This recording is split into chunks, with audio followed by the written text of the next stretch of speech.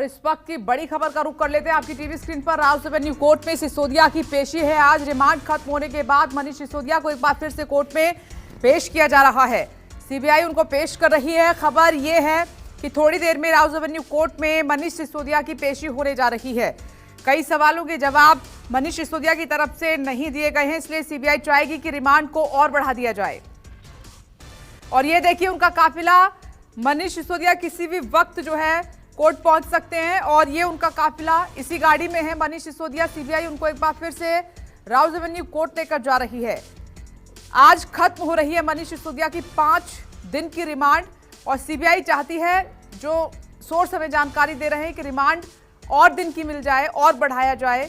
साथ ही अब देखना होगा कि राउस एवेन्यू कोर्ट की तरफ से मनीष सिसोदिया को रिमांड पर फिर से भेजा जाता है या फिर उनको कुछ राहत भी मिलती है। फिलहाल ये सीबीआई आप देख रहे हैं मनीष सिसोदिया को लेकर रास्ते में है और अगली गाड़ी जो जा रही है उसमें मनीष सिसोदिया मौजूद हैं। थोड़ी ही देर में वो राउस एवेन्यू कोर्ट पहुंचने वाले हैं। दिल्ली शराब घोटाले मामले में लंबी पूछताछ के बाद सीबीआई ने मनीष सिसोदिया को अरेस्ट कर लिया। उसके बाद राउस एवेन्यू कोर्ट में पेश किया गया। वहां से मनीष सिसोदिया को कोई राहत नहीं मिली। 5 दिन की रिमांड पर उनको भेजा गया और 5 दिन से लंबी पूछताछ का सिलसिला उनसे जारी है। आज उनकी रिमांड खत्म हो रही है और अब एक बार फिर से ये देखिए तस्वीरों में आप देख सकते हैं Manish Sisodia Rouse Avenue court पहुंच रहे हैं। सीबीआई उनको फिर से कोर्ट में पेश करेगी। सिसोदिया की रिमांड बढ़ाने की मांग सीबीआई की एक बार फिर से होगी, लेकिन एक बार फिर से कोर्ट पर निर्भर करेगा कि कोर्ट रिमांड को बढ़ाता है या फिर नहीं, या फिर मनीष सिसोदिया को कोई राहत दी जाती है। ये देखना होगा। अब इस काफिले के बाद अभी रास्ते में है ये तमाम गाड़ियां, सीबीआई की टीम, मनीष सिसोदिया, ये देखिए गाड़ी आप देख सकते हैं, मनीष सिसोदिया इसी गाड़ी में मौजूद है। और दूसरी तरफ आप देख रहे हैं ये प्रदर्शन जो कि आम आदमी पार्टी की तरफ से लगातार किया जा रहा है। संजय सिंह आपको बैरिकेडिंग पर चढ़े हुए नजर आ रहे हैं और क्योंकि उस दिन की तरह आज भी सुरक्षा चाक चौबंद है, बैरिकेड्स लगाकर सुरक्षाकर्मी उनको रोकने की कोशिश कर रहे हैं। आम आदमी पार्टी की तरफ से अब भी यही कहा जा रहा है, लगातार वो कह रहे हैं कि मनीष सिसोदिया बेदाग हैं, उनको फंसाया गया है और एजेंसियां जो है केंद्र सरकार के इशारे पर काम कर रही हैं। लेकिन दूसरी तरफ बीजेपी का ये कहना है, केंद्र सरकार का ये कहना है कि सीबीआई ये एजेंसी हैं, इनके पास अपने पुख्ता सबूत हैं, अपना वो काम कर रही है, इसमें हमारा कुछ लेना देना नहीं है। और अगर ऐसा होता तो फिर मनीष सिसोदिया को जमानत मिल जाती, सत्येंद्र जैन को जमानत मिल जाती। आखिर कोर्ट से उनको जमानत क्यों नहीं मिल रही है, ये भी सोचने वाली बात होगी। लेकिन इस पूरे प्रकरण ने जो आरोप लगे हैं मनीष सिसोदिया या सत्येंद्र जैन पर, जो आम आदमी पार्टी की कट्टर ईमानदार वाली छवि थी उसको डेंट किया है, उसको चोट लगी है। इससे दो तस्वीरें, एक तरफ प्रोटेस्ट, दूसरी तरफ Manish Sisodia Rouse Avenue court जाते हुए सीबीआई के साथ।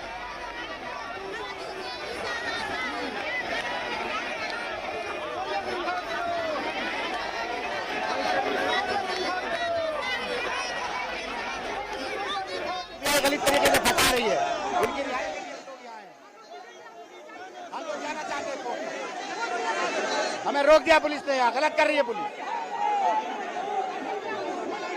हम लोग चाहते हैं छोड़ा जाए उनको, बेकसूर हैं, गलत तरीके से फंसा रही है। उन्होंने शिक्षा पर काम किया जी, हम कोर्ट में जाना चाहते हैं, बेकसूर हैं वो, बताया उनको, इनकी एजेंसियां बता रही हैं, गलत तरीके से बता रही हैं।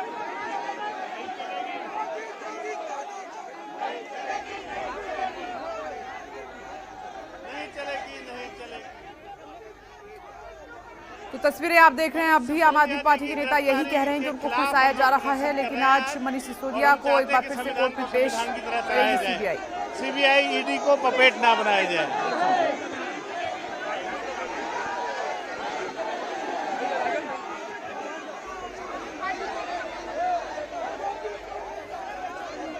दीपक दुबे इस वक्त फोन लाइन पर मौजूद हैं। दीपक, एक तरफ प्रोटेस्ट, दूसरी तरफ मनीष सिसोदिया को उम्मीद होगी कि कोर्ट से आज उनको राहत मिल जाए, दूसरी बार पेशी उनकी। जी आपको बता दें कि राउस एवेन्यू कोर्ट के बाहर आम आदमी पार्टी के तमाम कार्यकर्ता, सैकड़ों की संख्या में कार्यकर्ता यहाँ पर इकट्ठा है और आम आदमी पार्टी के नेता और राज्यसभा सांसद संजय सिंह इस पूरे प्रदर्शन की अध्यक्षता कर रहे हैं और यहाँ पर बड़ी संख्या में कार्यकर्ता लगातार विरोध प्रदर्शन कर रहे हैं केंद्र सरकार के खिलाफ, बीजेपी के खिलाफ। तो वही कुछ ही समय के बाद मनीष सिसोदिया को राउत रेवेन्यू कोर्ट में पेश किया जाएगा। सीबीआई, आपको बता दें कि सीबीआई इस पूरे मामले में कस्टडी की मांग करेगी। हालांकि मनीष सिसोदिया की तरफ से इस पूरे मामले में जमानत याचिका के लिए बेल एप्लीकेशन फाइल की गई है, लेकिन सीबीआई की कोशिश होगी कि किसी भी तरह से 5 दिनों की कस्टडी एक बार फिर से मनीष सिसोदिया की मिले और कोर्ट में सीबीआई की तरफ से यही दलील रखी जाएगी कि हमें कुछ जांच में सबूत मिले हैं और पूछताछ में कई सारे ऐसे एविडेंस मिले जिसके हमें इस पूरे मामले के आगे की जांच करनी है, इसलिए हमें कस्टडी चाहिए। हालांकि उनके वकीलों की तरफ से इसका पूरा विरोध किया जाएगा कि 5 दिनों की कस्टडी ऑलरेडी सीबीआई को मिली है, अब ऐसा कुछ पूछताछ और जांच में नहीं निकल कर आना है जिससे कि कस्टडी दी जाए। और ऐसे में देखना अहम होगा कि एक तरफ विरोध प्रदर्शन सड़कों पर चल रहा है राजनीतिक पार्टियों का, तो वहीं कोर्ट में भी एक लड़ाई चल रही है। तो ऐसे में देखना होगा कि क्या मनीष सिसोदिया को इस पूरे मामले में राहत मिल पाती है या नहीं। अगर कोर्ट मनीष सिसोदिया की कस्टडी को ज्ञान कर देता है तो जो बेल एप्लीकेशन मनीष सिसोदिया की तरफ से मूव किया गया था सीबीआई कोर्ट में, उस पर कहीं ना कहीं पानी फिर जाएगा। अगर कस्टडी सीबीआई को नहीं मिल पाती है तो एक राहत की खबर होगी कि इस पूरे मामले में जो बेल एप्लीकेशन फाइल किया गया है मनीष सिसोदिया के द्वारा, उस पर सुनवाई हो और न्यायिक हिरासत में जाते हैं तो उसके बाद जाकर इनको थोड़ी राहत जरूर मिल पाएगी। लेकिन जिस तरह के एविडेंस सीबीआई को मिले हैं पूरे पूछताछ में, और क्या कुछ सीबीआई यह भी दलील रखेगी कि हमें कुछ जो आरोपी हैं उनसे कन्फर्म भी करवाना है और कुछ ऐसे सबूत मिले हैं जिसकी जांच के लिए हमें कस्टडी चाहिए। तो देखना होगा कि आखिर क्या मनीष सिसोदिया को इस पूरे मामले में राहत मिल पाती है या नहीं। आम आदमी पार्टी के लिए एक बड़ा चैलेंज इस वक्त बना हुआ है, सड़क पर एक संग्राम छिड़ा हुआ है राजनीतिक तौर पर, तो कोर्ट में भी कहीं ना कहीं आम आदमी पार्टी को मुंह की खानी पड़ रही है। अब देखना होगा कि क्या इस पूरे मामले में मनीष सिसोदिया को राहत मिल पाती है नहीं। लेकिन सड़क पर इस वक्त पैरामिलिट्री फोर्स की तैनाती, पुलिस बल की तैनाती बड़ी संख्या में की गई है और आम आदमी पार्टी के कार्यकर्ताओं को यहाँ पर बड़ी संख्या में पार्टी दफ्तर आज सुबह बुलाया गया था। कार्यकर्ताओं का एक सम्मेलन है, उसी के तहत तमाम ये कार्यकर्ता तो राउत रेवेन्यू कोर्ट के बाहर के हिस्से में आ चुके हैं जहाँ पर बैरिकेडिंग की गई है, पैरामिलिट्री फोर्स की तैनाती है, पुलिस बल की तैनाती है, जिससे कि लॉ एंड ऑर्डर की सिचुएशन कोर्ट परिसर के आसपास न बिगड़ सके और कोर्ट की सुनवाई प्रॉपर तरीके से हो। इस वजह से यहाँ पर सुरक्षा के 4 चौबंद इंतजाम किए गए। जी दीपक, तो कितनी देरी है मनीष सिसोदिया कोर्ट पहुंच जाएंगे, क्योंकि ज्यादा दूरी नहीं होगी वहां से सीबीआई हेडक्वार्टर से? जी मुश्किल से 4 से 5 मिनट में मनीष सिसोदिया को कोर्ट में पेश कर दिया जाएगा और यहाँ पर आपको बता दें 2 बजे के करीब में यहाँ पर इस पूरे मामले की सुनवाई होनी है। लेकिन उससे पहले सड़क पर एक संग्राम यहाँ पर छिड़ता हुआ नजर आ रहा है। बीजेपी लगातार आरोप लगा रही है कि किस तरह से पूरे शराब नीति घोटाले में मनीष सिसोदिया व अन्य लोग शामिल रहे। 5% किस तरह से फायदा पहुंचाने के लिए 12% तक किया गया, जिससे कि जो वेंडर थे उन्हें ज्यादा से ज्यादा फायदा पहुंचाया जा सके और 100 करोड़ की रकम भी पूरे मामले में वसूली गई जो हवाला के जरिए अलग अलग नेताओं तक ट्रांसफर हुई है। तो उसी मामले को लेकर ये पूरी गिरफ्तारी हुई है। वहीं आपको बता दें सबसे महत्वपूर्ण ये होगा कि एक तरफ इस पूरे मामले की जांच की जो पहले आरोपी गिरफ्तार हुए हैं उनमें आपको बता दें ईडी और सीबीआई के वो अप्रूवल बन चुके हैं पूरे मामले में और उन्होंने कई सारे ऐसे खुलासे किए हैं सीबीआई और ईडी के सामने। तो ये भी मुश्किल मनीष सिसोदिया के लिए है कि अगर सीबीआई से अगर थोड़ी राहत जरूर कोर्ट से कस्टडी के तौर पर मिलती है तो ईडी भी इस पूरे मामले में कोर्ट की तरफ रुख कर सकती है और कस्टडी मांग सकती है, क्योंकि ईडी ने इस पूरे मामले में मनी लॉन्ड्रिंग का मामला पहले ही दर्ज किया हुआ है। जी ईडी की एंट्री अगर हो जाती है दीपक, तो फिर जमानत की शर्तें थोड़ी सी मुश्किल हो जाती हैं फिर।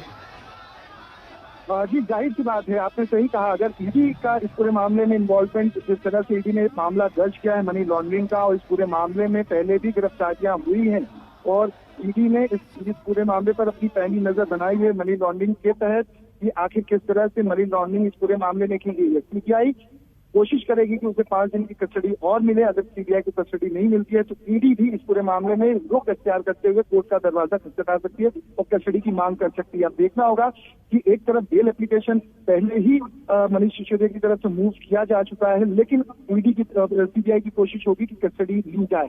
अगर न्यायिक हिरासत में जाते हैं तो थोड़ी राहत जरूर मिल सकती है, लेकिन ईडी भी अपनी पैनी नजर इस पूरे मामले में मनी लॉन्ड्रिंग केस में शराब घोटाले पर बनाई हुई है। और साउथ का जो एंगल सामने आया जिसमें पॉलिटिकल नेता की बेटी भी शामिल है, उसके साथ साथ कई सारे ऐसे साउथ के जो बिग बिजनेसमैन है जिसको लेकर आरोप है कि मनीष सिसोदिया के साथ एक बैठक होती है और उसके बाद एक पूरा ड्राफ्ट तैयार किया जाता है जो ऑप्शन कराना था, जिस तरह से ऑनलाइन उसमें भी फेरबदल किया गया था। उन लोगों को पहले पास ऑन जानकारियां कर दी गई थी, जिसके बाद उनको सभी को टेंडर मिल गए थे। तो हमें ऐसे में देखना होगा कि सीबीआई के पास पिछले 5 दिनों की जी। पूछताछ और कस्टडी में हिरासत में ले जाने के बाद क्या ठीक है कुछ इनको दीपक, आप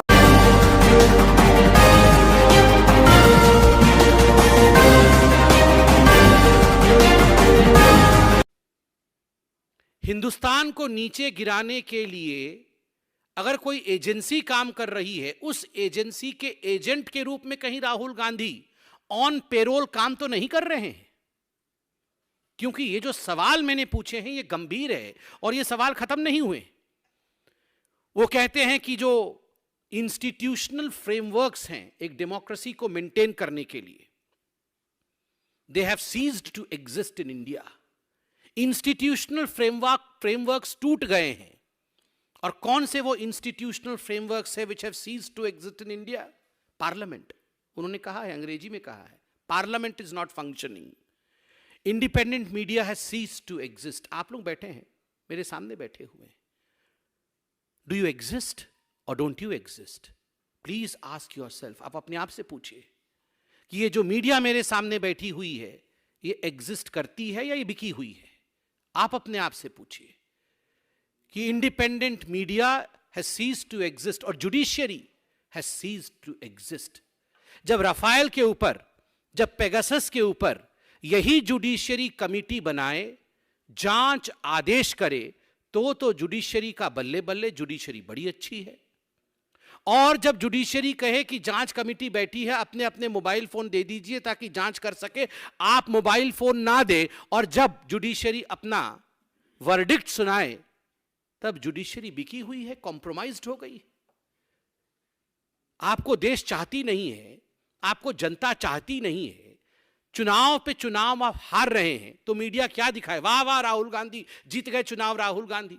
मीडिया हकीकत दिखाती है कि ना हो पाएगा राहुल गांधी से। तो हकीकत दिखाती है तो मीडिया भी इंडिपेंडेंट नहीं है।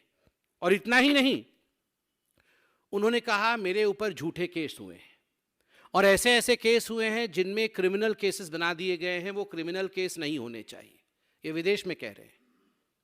पूरा पड़ताल किया गया कि कौन से केस उनके ऊपर क्रिमिनल हो गए, तो मालूम पड़ा कि मानहानि के 2-4 केस क्रिमिनल केस हुए हैं। आप अगर कहेंगे कि देश के सारे मोदी चोर हैं, आप अगर जिस प्रकार की भाषा का प्रयोग इन्होंने कई लोगों के लिए किया है, अगर उन लोगों ने जाके केस मानहानि का किया है तो क्या लोकतंत्र समाप्त हो गया?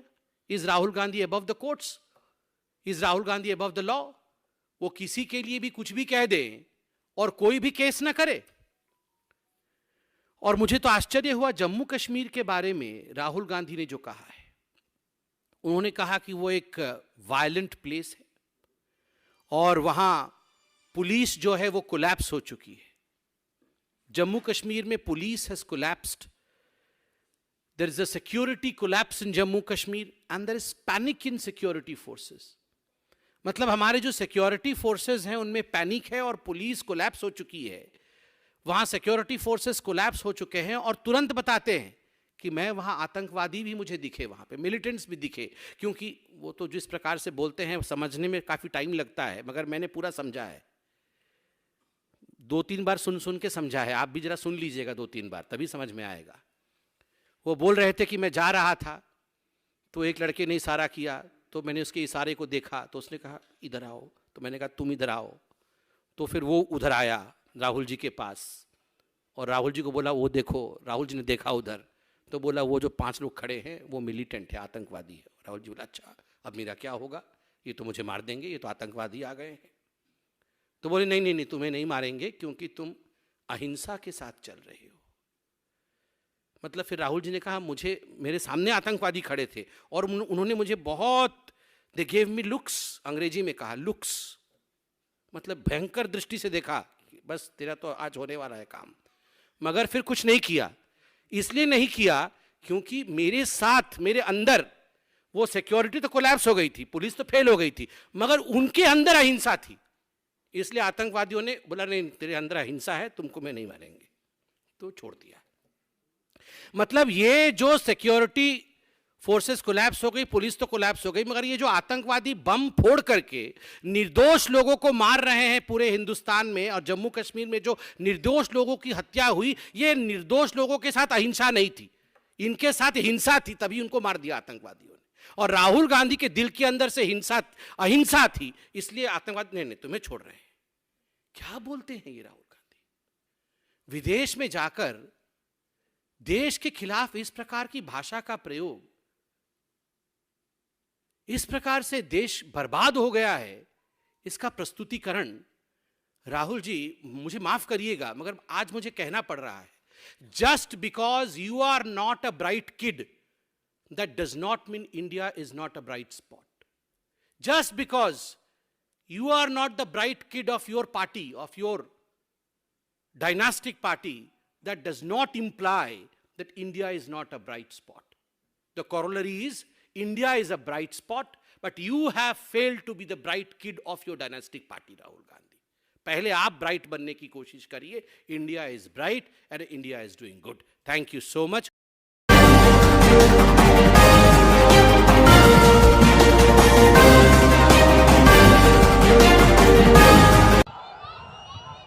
भारत माता की, भारत माता की, इनकलाब, इनकलाब, वंदे वंदे। नमस्कार कर्नाटका। कर्नाटकದ ಹೃದಯ ಭಾಗ ದಾವಣಗೆರೆ, ಇಲ್ಲಿ ಬಂದಿದ್ದು ನನಗೆ ತುಂಬಾ ಸಂತೋಷ।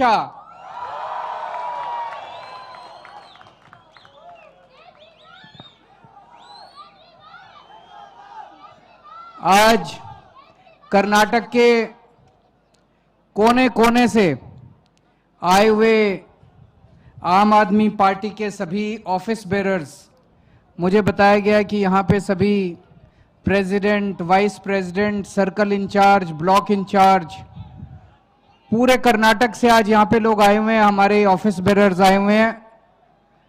हजारों हजारों की संख्या में मैं देख रहा हूं, इतने ऑफिस बेरर्स आम आदमी पार्टी के हैं। और ये केवल ब्लॉक लेवल तक आए हैं, उसके नीचे वाले अभी नहीं आए हैं। कितनी तेजी से आम आदमी पार्टी का संगठन बन रहा है।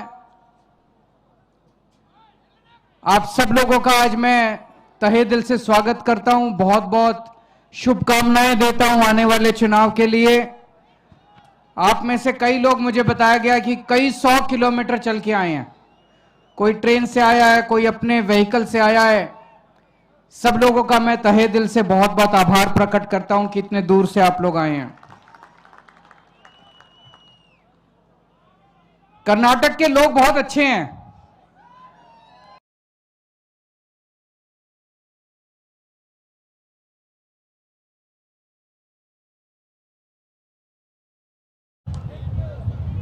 बहुत देशभक्त लोग हैं, लेकिन आपके नेता बहुत खराब हैं, है कि नहीं है? इतना अच्छा प्रदेश कर्नाटक, इतने अच्छे लोग, फिर भी कहते हैं 40% कमीशन वाली सरकार। आज कर्नाटक को इन नेताओं ने, इन पार्टियों ने पूरे देश में, पूरी दुनिया में बदनाम करके छोड़ दिया। कहते हैं 40% कमीशन वाली सरकार, मतलब कि कोई भी सरकारी काम होता है उसमें 40% कमीशन देना पड़ता है। ऐसा है क्या? अभी थोड़े दिन पहले अमित शाह जी आए थे, बड़ी बड़ी बातें, हमारी सरकार बना दो, हम भ्रष्टाचार दूर कर देंगे। उनको किसी ने याद दिलाया, सर अभी आप ही की सरकार है, 5 साल से आप ही की सरकार है। ये जो कह रहे हो भ्रष्टाचार दूर कर देंगे, तो 5 साल से कर क्या रहे थे तुम यहां पे?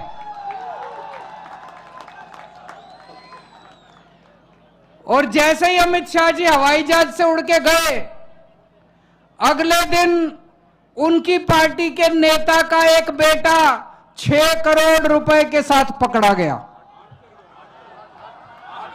8 करोड़ रुपए के साथ पकड़ा गया उनकी पार्टी का एक नेता। इसी जिले का अमित शाह जी की पार्टी का एक नेता का बेटा 8 करोड़ रुपए के साथ पकड़ा। अभी तक गिरफ्तार नहीं किया उसको, अभी तक उसको गिरफ्तार नहीं किया। हो सकता है अगले साल उसको पद्म भूषण का अवार्ड दे दें बोलो। पूरे देश में कोई चोर उचक्का लुच्चा लफंगा बलात्कारी कुछ भी करके आता है अपनी पार्टी में शामिल करा लेते हैं लोग। पकड़ा उसके घर पे रेड हुई, रेड में 8 करोड़ रुपए या 6 करोड़ रुपए जो भी मिला पकड़ा गया, वो गिरफ्तार किया मनीष सिसोदिया को। बड़ी नाइंसाफी है कि नहीं है? मनीष सिसोदिया के घर पे रेड मारी, कुछ नहीं मिला। बोले मनीष सिसोदिया 100 करोड़ खा गया, कभी कहते हैं 1000 करोड़ खा गया। अरे मनीष सिसोदिया ने 100,000 करोड़ खाए होते तो करोड़ 2 करोड़ उसके घर में मिलने चाहिए थे कि नहीं मिलने चाहिए थे? उसकी पूरी रेड में 10,000 रुपए मिले। मनीष सिसोदिया के बैंक लॉकर देखे, उसमें कुछ नहीं मिला। अभी 3 राज्यों के चुनाव हुए, नागालैंड, त्रिपुरा, मेघालय। चुनाव के नतीजे आए, 2 राज्यों में बीजेपी जीत गई, तीसरे में भी गठबंधन की उनकी सरकार बन गई। शाम को प्रधानमंत्री जी दिल्ली में अपने पार्टी हेडक्वार्टर में गए भाषण देने के लिए, विक्ट्री सेलिब्रेशन के लिए। विक्ट्री सेलिब्रेशन में भाषण दे रहे थे। उन तीनों राज्यों में नागालैंड, मेघालय, त्रिपुरा आम आदमी पार्टी नहीं लड़ी, हम चुनाव ही नहीं लड़े वहां पे। प्रधानमंत्री जी अपने भाषण में आम आदमी पार्टी का जिक्र कर रहे थे। डर लग रहा है मोदी जी को। आम आदमी पार्टी कहते हैं ये कट्टर ईमानदार लोगों से बच के रहना। बिल्कुल मोदी जी, बच के रहना इन कट्टर ईमानदार लोगों से, बड़े खतरनाक लोग हैं। कट्टर ईमानदार लोगों से बच के रहना। सुनना उनका उस दिन का भाषण सुनना, कट्टर ईमानदार लोगों से बच के रहना।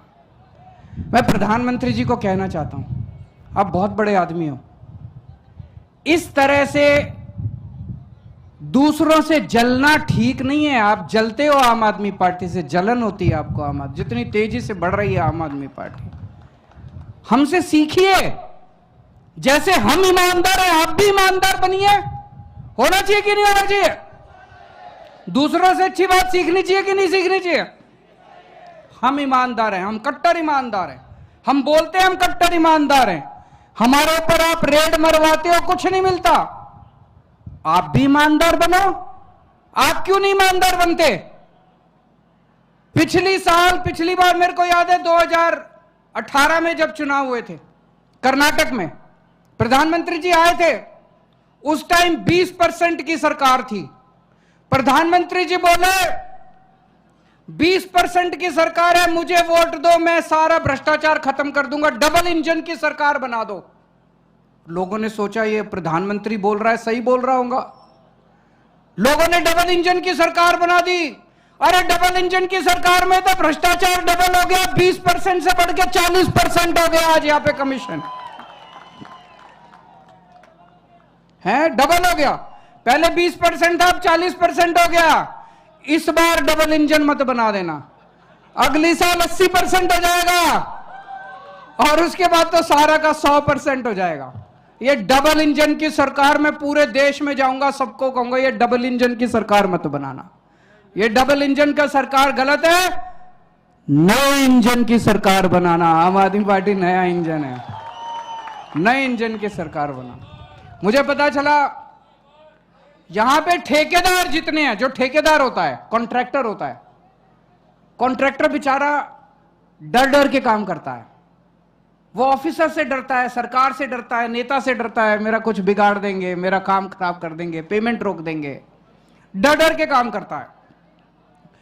75 साल आजाद भारत के 75 साल में पहली बार हुआ कर्नाटक के सारे कॉन्ट्रैक्टर्स ने इकट्ठे होके प्रधानमंत्री मोदी जी को चिट्ठी लिखी कि सर हमसे 40% कमीशन मांग रहे हैं, हम काम कैसे करें।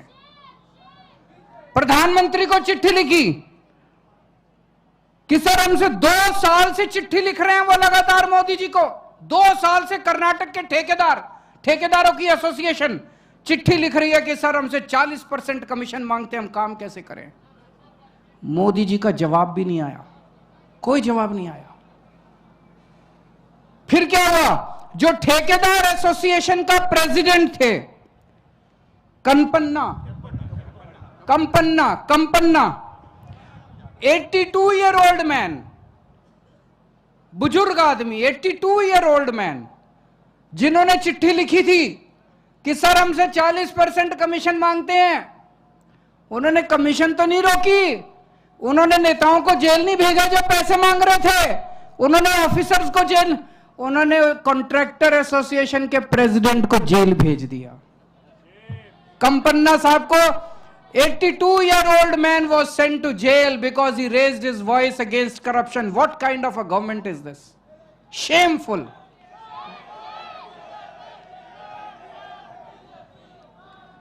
बीजेपी के कार्यकर्ता हैं संतोष पाटिल, उन्होंने बेचारों ने भ्रष्टाचार के खिलाफ आवाज उठाई, अपने नेताओं को लिखा, बड़े बड़े नेताओं को लिखा कि करप्शन बहुत हो गया कर्नाटक में, इसका कुछ कीजिए। उसको इतना हैरेस किया, ultimately Santosh Patil had to commit suicide. ये चल क्या रहा है कर्नाटक में? जितने प्राइवेट स्कूल्स हैं कर्नाटक के, पहली बार ये भी ऐसी चीजें हो रही है कर्नाटक में जो पूरे देश ने नहीं सुनी। जितने प्राइवेट स्कूल्स हैं कर्नाटक के अंदर, प्राइवेट स्कूल्स की एसोसिएशन ने चिट्ठी लिखी है, उन्होंने आवाज उठाई है कि हमसे इतनी रिश्वत मांगी जा रही है कि अब हमसे स्कूल चलाना मुश्किल हो गया। स्कूलों से पैसे मांग रहे हो। हिंदू जो मठ हैं, हिंदू मठ को जो डोनेशन जाता है उनसे 30% कमीशन मांगी जाती है। हिंदू मठ की एसोसिएशन ने भी चिट्ठी लिखी कि हमारी डोनेशन में से 30% कमीशन हमसे मांगे। तुमने स्कूलों को नहीं छोड़ा, तुमने मठ को नहीं छोड़ा, तुमने कॉन्ट्रैक्टर्स को नहीं छोड़ा, तुमने किसी को नहीं छोड़ा, सब लोगों से लूट रहे हो। और प्रधानमंत्री जी को चिट्ठी लिख रहे हैं सब लोग, प्रधानमंत्री जी चुप हैं। प्रधानमंत्री जी क्या करते हैं? मनीष सिसोदिया को जेल में डालते हैं।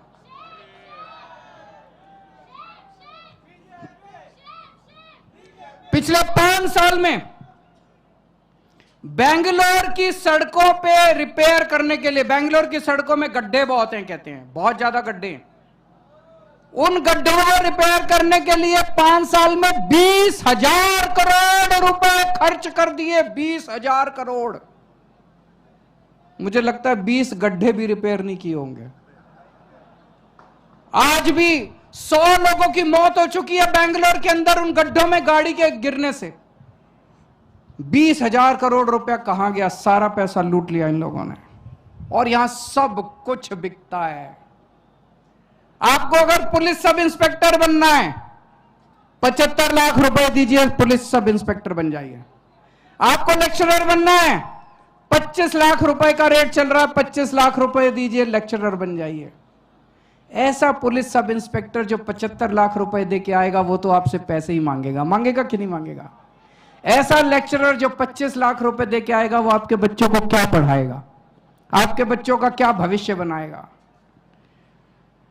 यहां पे एमएलए बिकते हैं। 2-2 सरकारें एमएलए खरीदने।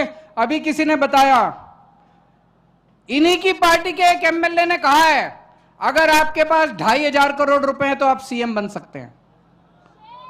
सफिशिएंट एमएलए खरीद सकते हैं, 2,500 करोड़ रुपए के अंदर आप सीएम। ये चल क्या रहा है?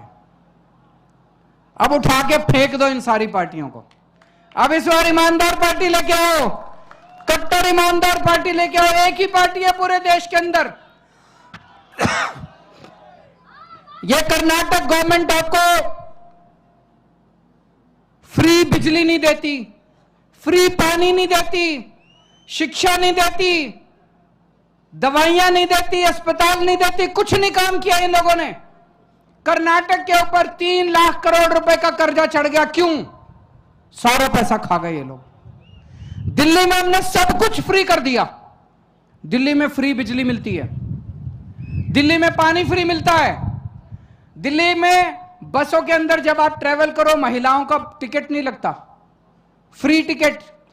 दिल्ली में सारे स्कूलों के अंदर पढ़ाई का पैसा नहीं लगता, सारी शिक्षा फ्री है, ड्रेस फ्री है, किताबें फ्री है, सब कुछ फ्री है, शिक्षा फ्री है।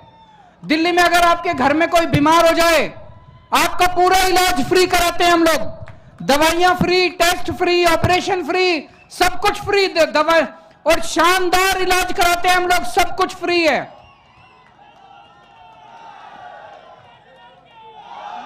उस है पंजाब में बिजली फ्री कर दी अभी इन्होंने, पंजाब में बिजली फ्री हो गई है। पंजाब में हमने 27,000, अभी तो नई नई सरकार बनी है, मान साहब ने 27,000 बच्चों को सरकारी नौकरी दी है।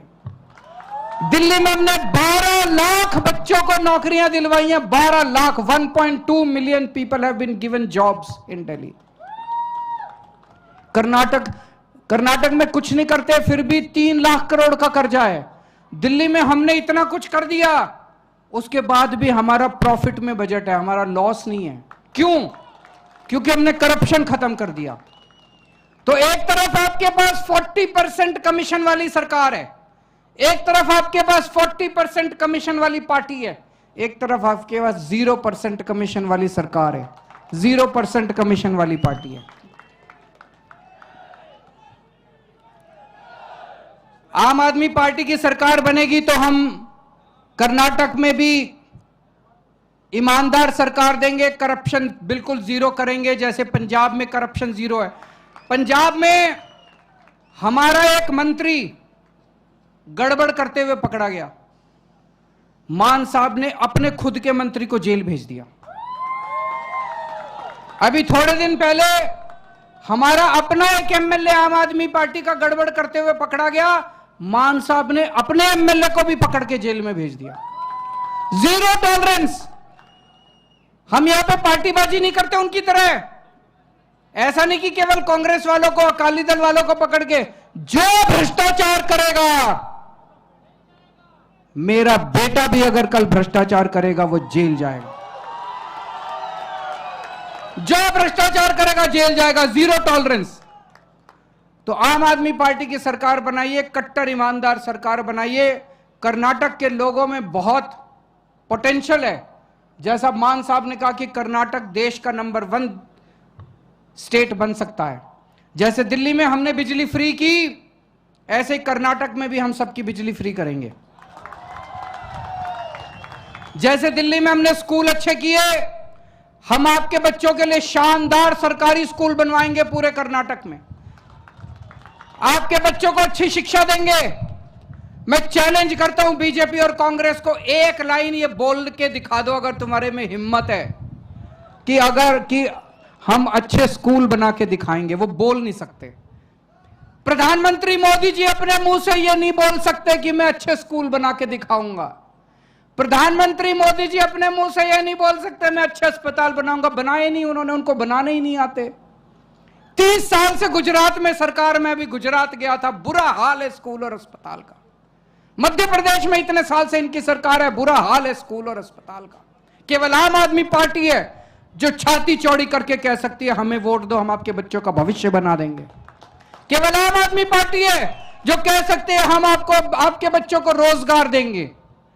जैसे दिल्ली में हमने 12 लाख बच्चों को रोजगार दिए, आप यहां पे हमारी सरकार बनाओ, आपके एक एक बच्चे को, कर्नाटक के एक एक बच्चे को रोजगार का इंतजाम करें। और जब तक रोजगार नहीं मिलता, जितने बेरोजगार बच्चे हैं सबको 3-3 हजार रुपए महीना बेरोजगारी भत्ता दिया जाएगा। आज सबसे ज्यादा, महाराष्ट्र के बाद सबसे ज्यादा सुसाइड किसान कर्नाटक के अंदर कर रहे हैं। तो आज हम आपको यकीन दिलाते हैं जितने आपके पेंडिंग लोन हैं उन सब लोन्स को माफ किया जाएगा। आपके लिए एमएसपी का इंतजाम किया जाएगा और किसानों की जितनी समस्याएं हैं उनको बैठ के समाधान करेंगे ताकि किसान इस कर्जे से मुक्त हो सके और दोबारा उनको कर्जा लेने की जरूरत ना पड़े। और भी बहुत सारे काम हैं, लेकिन सबकी शर्त एक है, कर्नाटक को भी अब एक कट्टर ईमानदार सरकार चाहिए। इन पार्टियों के भरोसे कुछ नहीं होने वाला।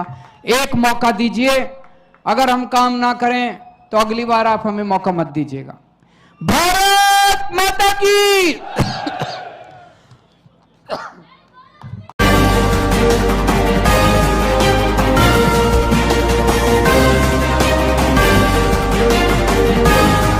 आज डबल इंजन की सरकार जो चल रही है आदरणीय प्रधानमंत्री मोदी जी के नेतृत्व में और उनके निर्देशन में, वह जो हमारा जनजातीय समाज है, आदिवासी समाज है, उस समाज को, और ऐसा समाज जो आज समाज के अंतिम छोर में खड़ा है, उस समाज को आगे लाने के लिए काम हो रहा है, उसका सबसे बड़ा उदाहरण है।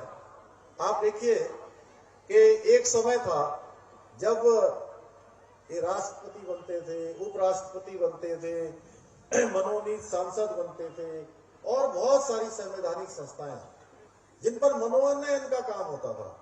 मैं राजनीति की बात नहीं करूंगा क्योंकि आदरणीय गोपाल दा भी यहाँ बैठे हैं, ये कहेंगे नहीं तो राजनीति की बात करने लगे।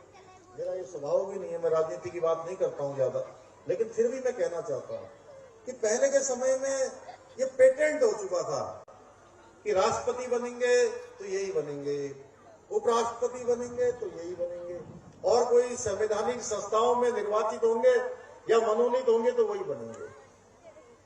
प्रधानमंत्री मोदी जी के आने के बाद यह सब बदल गया। पहले देखिए आप, एक सामान्य से जीवन जीने वाले रामनाथ कोविंद जी अचानक देश के राष्ट्रपति बन जाते हैं, और ऐसे ही राज्यपाल रहने के बाद अपने गांव में जो उनको पैसा मिला था, अपनी तनख्वाह का जो पैसा था, वो पैसा इतना हो गया था कि उनको यही नहीं समझ में आ रहा था कि उस पैसे को मैं खर्च कहां करूं। ये बिल्कुल मैं सच घटना बता रहा हूं आपको। तो उन्होंने अपने गांव में एक स्कूल खोल दिया। ऐसी द्रौपदी मुर्मू जी एकदम से अचानक ध्यान में आई और वह देश की राष्ट्रपति बन जाती है। हमारे आदिवासी समाज का, जनजाति समाज का गौरव है कि समाज के अंतिम छोर में खड़े हुए व्यक्ति को भी, जो हमारा संविधान है, जो हमारा लोकतंत्र है, उसकी भावना को और उसके मूल को प्रतिष्ठित करने का काम, उसको सही जगह पर पहुंचाने का काम आज हमारे देश के प्रधानमंत्री मोदी जी के नेतृत्व में हो रहा है। भाइयों बहनों, आज इस समाज को आत्मनिर्भर बनाना देश और प्रदेश की उन्नति के लिए बहुत आवश्यक है। आज मोदी जी के नेतृत्व में हमारी सरकार सबका साथ, सबका विकास, सबका विश्वास और सबका प्रयास, इस मूल मंत्र को लेकर लगातार कार्य कर रही है, लगातार आगे बढ़ रही है। भाइयों बहनों, भारत में पहली बार स्वर्गीय अटल बिहारी वाजपेयी जी के नेतृत्व वाली भाजपा सरकार ने इस समाज को, थारू समाज हो या जनजाति समाज हो, उसके हक दिलाने का कार्य किया था। और आज आदरणीय मोदी जी के नेतृत्व वाली समाज थारू समाज सहित सभी जनजातियों के उत्थान के लिए निरंतर कार्य कर रही है। अभी आपने आदरणीय अजय भट्ट जी का यहां से भाषण सुना। एक समय में एकलव्य विद्यालय कितने होते थे, आज एकलव्य विद्यालयों की संख्या कई गुना बढ़ गई है। और इससे बड़ी बात, जो भारत का ये आम बजट आया है, इस आम बजट में 740 नए विद्यालय खोलने का भी जो है प्रावधान किया गया है, जिसमें 38,000 से ज्यादा शिक्षकों की भर्ती होगी। भाइयों बहनों, ये अपने आप में एक रिकॉर्ड है। इसके साथ साथ मैं यह भी कहना चाहता हूं कि बहुत समय पर, लंबे समय तक जनजाति समाज के लोगों को कुछ लोगों ने निश्चित रूप से कहीं न कहीं बरगलाने का भी काम किया है।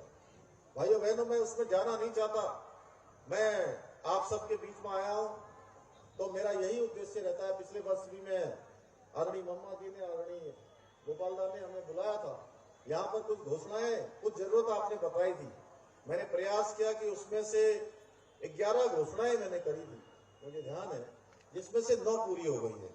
और मुझे अच्छा ये लगा कि मेरे बोलने से पहले आदरणीय गोपाल सिंह राणा जी ने वह आपके सामने रख दिया यहाँ पर कि महाराणा प्रताप जी की एक मूर्ति हमने कहा था यहाँ पर एक भव्य और दिव्य मूर्ति बनाई जाएगी, उसके लिए धनराशि स्वीकृत हो गई है और जिलाधिकारी जी के पास आ गई है, उसका टेंडर भी संभवतः लग गया है। जल्दी ही यहाँ पर भव्य और दिव्य मूर्ति बना।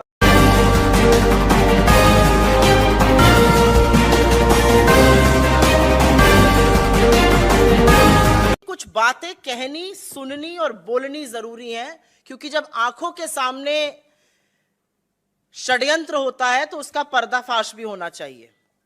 राहुल गांधी भारत की राजनीति के प्रमुख नेताओं में से एक हैं।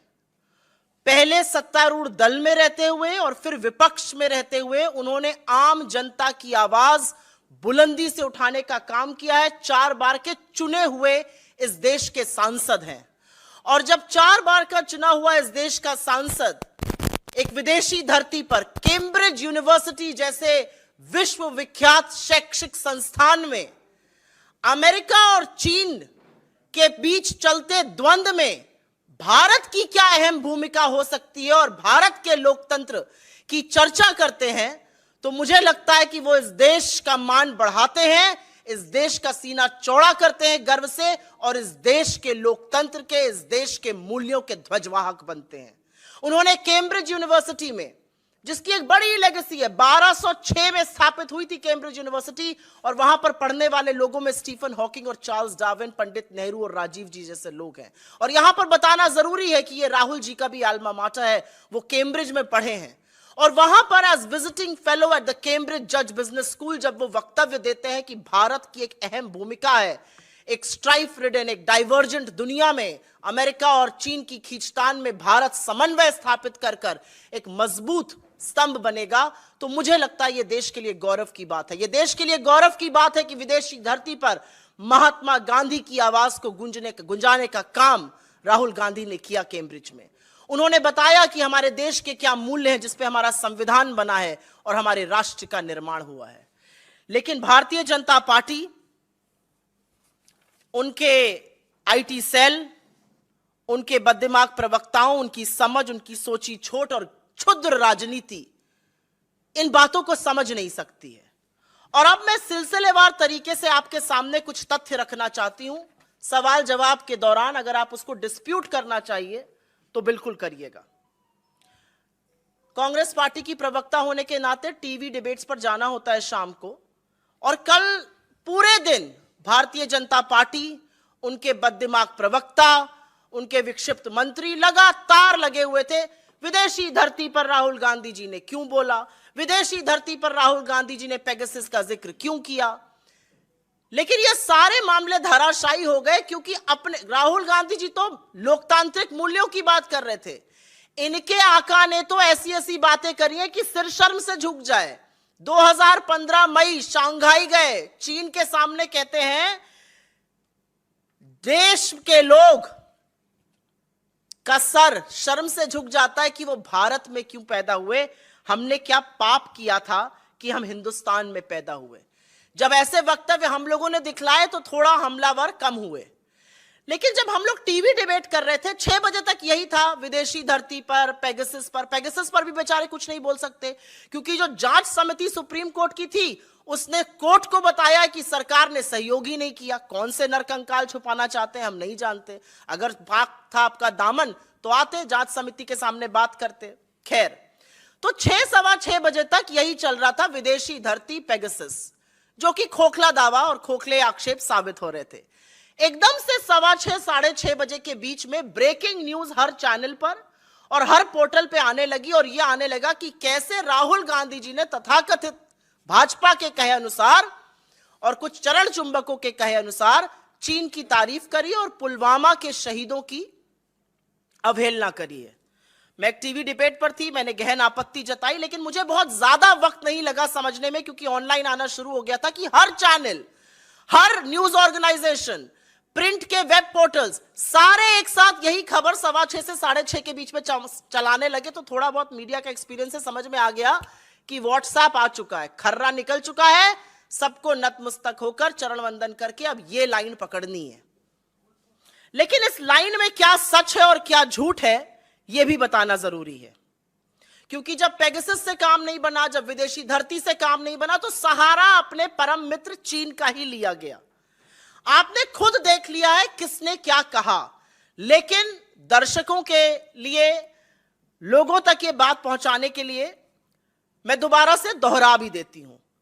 राहुल गांधी जी कैम्ब्रिज यूनिवर्सिटी के जज बिजनेस स्कूल में बतौर विजिटिंग फेलो, और भारत का एक नेता विजिटिंग फेलो बन के जाता है, ये अपने आप में गर्व की बात है, इससे सीना चौड़ा होना चाहिए, देश का मस्तक उठता है। बतौर विजिटिंग फेलो कैम्ब्रिज के अपना लेक्चर था, और उस लेक्चर का टॉपिक था learning to listen in the 21st century. 21वीं सदी में लोगों की बात सुनना और को कैसे सीखा जाए, इस पर वो वक्तव्य दे रहे थे। और उन्होंने जो सीखा भारत जोड़ो यात्रा के दौरान, कैसे उन्होंने अजनबियों की बातें सुनी, कैसे उन्होंने अपनी बात बंद करके लोगों की बात की ओर मुखरित हुए, लोगों ने क्या समस्याएं बताई, कितनी आत्मीयता से बात करी, किसी ने बेरोजगारी पर चर्चा करी, किसी ने महंगाई पे करी, किसी ने महिला सुरक्षा पे करी, किसी ने टूटते ताने बाने पर करी। इस पर लगातार उन्होंने एक वक्तव्य दिया, और उस वक्तव्य में उन्होंने ये चर्चा करी कि कैसे ये विश्व अमेरिका और चीन की खींचतान में कहीं पर जूझ रहा है। और उन्होंने यह भी बोला कि इसी जूझते हुए विश्व में और इसी परिवेश में भारत की एक अहम भूमिका होगी, भारत की का एक अहम किरदार होगा, एक अहम भूमिका होगी, और भारत की भूमिका होगी समन्वय स्थापित करने की, लोकतांत्रिक मूल्यों को इस विश्व को याद दिलाने की। उन्होंने आपने सुना भी, उन्होंने इस वक्तव्य में यह भी कहा, उन्होंने अमेरिका और चाइना की तुलना करी, अमेरिका के इनोवेशन की, चाइना के आईपी रेगुलेशन की। उन्होंने तुलना करी कि कैसे अमेरिका जो इकोनॉमी बना, the land of the free, और कैसे चीन जो था उसने प्रोडक्शन दुनिया का वहां पर लाया। उन्होंने कहा कि चीन की सरकार जो एक पार्टी के तौर से चलती है, कोर्सिव सिस्टम है, चीन की सरकार ने चीन के कारोबार में घुसपैठ करी है, लोगों के दैनिक जीवन में घुसपैठ करी, और इसी से उनके पास डेटा आता है जो लोकतांत्रिक देश नहीं कर सकते और नहीं करना चाहिए। उन्होंने कहा कि चाहे आर्टिफिशियल इंटेलिजेंस हो या साइबर वॉरफेयर हो, उसकी आधारशिला यहीं से आती है कि अनलाइक जो कॉरपोरेशंस अमेरिका ने बनाई, चीन ने उन कॉरपोरेशंस में सरकार को, तंत्र को घुसेड़ने का, लोगों के जीवन में घुसने का काम किया। और पुरजोर तरीके से कहा कि भारत की क्या अहम भूमिका होगी। उन्होंने आगे एक बहुत अहम बात कही जो हमने दिखाया। उन्होंने कहा दुनिया के लोकतांत्रिक देशों में 21वीं सदी में उत्पादन मतलब मैन्युफैक्चरिंग होनी ही पड़ेगी, क्योंकि जो मैन्युफैक्चरिंग की हब चीन बन गया है अपने कोर्सिव सिस्टम से, बलपूर्वक, कोई चू नहीं कर सकता, किसी की जमीन चली जाए कोई चू नहीं कर सकता लेबर लॉज के खिलाफ, जिसको उन्होंने कोर्सिव सिस्टम, आपके सामने मैंने दिखाया, उन्होंने जिसको कोर्सिव सिस्टम कहा। उन्होंने कहा विश्व के लोकतांत्रिक देशों में इंक्लूडिंग भारत में आपको उत्पादन बढ़ाना पड़ेगा, जिससे लोगों को नौकरियां मिले, जिससे आय बढ़े, जिससे लोग क्रियान्वित हों। और यह इसलिए करना पड़ेगा क्योंकि आर्थिक असमानता इतनी बढ़ गई है। 1% देश के पास 40% संसाधन है। आर्थिक असमानता, बेरोजगारी, गरीबी का नहीं तो गुस्सा ऐसा फूटेगा कि संभाले नहीं संभलेगा। और इसीलिए लोकतांत्रिक देशों में उत्पादन बढ़ाना अनिवार्य है, नहीं तो एक आपदा बनती नजर आ रही है। इससे किसी को क्या आपत्ति हो सकती है, यह मेरी समझ के बाहर है। असल में तो अगर मैं सरकार में हूं तो मैं कहूं बिल्कुल सही बात कर रहे हैं। लगातार 2 तिमाही से मैन्युफैक्चरिंग नेगेटिव में चल रही है। जीडीपी का डेटा 4.4 पर आ गया है, और यह सुनने को तैयार नहीं है। इससे क्या आपत्ति है मुझे नहीं पता। और अब बात कर लेते हैं उस अमर प्रेम कथा की, जिसके आपने कुछ अंश देखे। और वो ये मेरे शब्द नहीं है, ये मोदी जी के शब्द हैं। वो कहते हैं कि 2 वैश्विक नेताओं की, शी जिनपिंग की और उनके बीच में कितना अपनत्व है, कितनी आत्मीयता है, ये लोगों की समझ से बाहर की बात है। बिल्कुल सही कह रहे हैं, हम नहीं समझ पा रहे हैं इस बात को कि ऐसी कौन सी गलबहियां, ऐसा कौन सा इश्क है, ऐसा कौन सा प्रेम है, ऐसी कौन सा भाईचारा, ऐसी कौन सी आत्मीयता है कि इस देश का प्रधानमंत्री 20 जांबाजों की शहादत के बाद चीन का नाम नहीं ले पाते हैं। इस देश के प्रधानमंत्री साबरमती के तट पर झूला झूलते हैं शी जिनपिंग के साथ, महाबलीपुरम में शहनाई सुनते हैं, बाली जाते हैं तो 20 जाबाजों की शहादत का हिसाब नहीं मांगते हैं, खाना छोड़कर जी हजूरी में लाल शर्ट पहनकर बजाय लाल आंखों के खड़े हो जाते हैं। इस देश के चुने हुए प्रधानमंत्री की चीन से यह आत्मीयता है कि नाम लेना तो दूर, कोई घुसा हुआ नहीं कहकर उनको क्लीन चिट भी दे देते हैं। और कितना दुर्भाग्य है इस देश का कि चीन का पीएलए और हमारे प्रधानमंत्री एक ही भाषा बोलते हैं, कोई घुसा हुआ नहीं है। लेकिन हमारे पेट्रोलिंग पॉइंट्स बफर जोन बन गए हैं। 20 जाबाजों की शहादत का बदला हमने $100 बिलियन व्यापार घाटा बढ़ाकर दिया है। इन सब बातों का जवाब कौन देगा? इन सब बातों का एक ही जवाब है, ये प्यार ना होगा कम, सनम तेरी कसम। यही कहना चाह रहे हैं मोदी जी शी जिनपिंग से। मैं नहीं कह रही हूं, ये मेरे शब्द बिल्कुल नहीं है, ये मोदी जी के शब्द है कि हमारा ऐसा नाता है, वो वड़नगर आए तो फिर वो फलाना हुआ, ये समझ नहीं पाएंगे लोग कि दो लोगों में कितनी आत्मीयता हो सकती है। ये मेरे शब्द नहीं है, ये मोदी जी के शब्द हैं। उनसे 2 हाथ आगे, हमेशा ऐसा होता है ना, आका कुछ करता है तो जो प्रजा होती है वो 2 हाथ आगे निकल जाती है। उनसे 2 हाथ आगे इस देश के विदेश मंत्री श्री जयशंकर जी निकल गए। आपने देखा, मैं फिर से, ना मेरे शब्द है ना कांग्रेस पार्टी के शब्द हैं, श्री जयशंकर जी ने अपने इस इंटरव्यू में कहा 2 हाथ आगे निकलकर, और हमारे सेना के मनोबल को गिराने का काम किया जब वो कहते हैं हम छोटी अर्थव्यवस्था है, वो बड़ी अर्थव्यवस्था है, आपको लगता है हम उनसे लड़ सकते हैं? बिल्कुल सही कहा राहुल गांधी जी ने। जब आजादी का आंदोलन हम लड़ रहे थे और शहादत दे रहे थे तो हमने ये नहीं सोचा था कि ब्रिटेन की हुकूमत बड़ी है, ब्रिटेन की अर्थव्यवस्था बड़ी है, उनसे हम कैसे लड़ेंगे। हमने सत्य और अहिंसा और देशभक्ति और राष्ट्र प्रेम के बल पर इस सरकार के ब्रिटानिया हुकूमत को घुटने टिकवाकर इस देश से विदाई करा दी थी। लेकिन ये लोग नहीं समझ सकते, क्योंकि आप जानते हैं कि उस समय माफीनामे और मुखबिरी की जा रही थी। मैं एक और बयान, और ये मेरे लिए थोड़ा सा व्यक्तिगत है क्योंकि मैं वहां पर थी, तो मैं जरूर इस बात का भी उल्लेख करना चाहती हूं।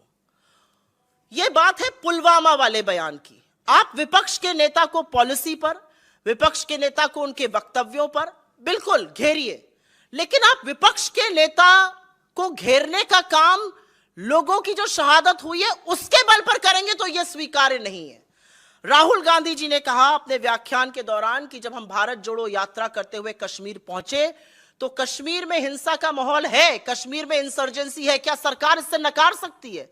यह अलग बात है कि पूरी की पूरी सरकार, पूरा तंत्र एक पिक्चर का प्रमोशन करेगा, लेकिन कश्मीरी पंडितों को चुन चुन कर मारा जाएगा और उस पर सरकार एक शब्द नहीं बोलेगी। 6 महीने से वो आंदोलन कर रहे हैं, एक बार उनसे चर्चा नहीं की जाएगी।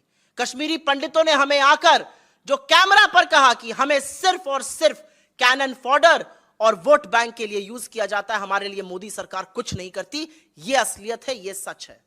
तो राहुल गांधी जी ने कहा कि हम भारत जोड़ो यात्रा करते वक्त जब कश्मीर पहुंचे तो सुरक्षा कर्मियों ने हमसे कहा कि आप यहां मत चलिए, यहां पे असुरक्षा है, आपके ऊपर हैंड ग्रेनेड पड़ सकते हैं।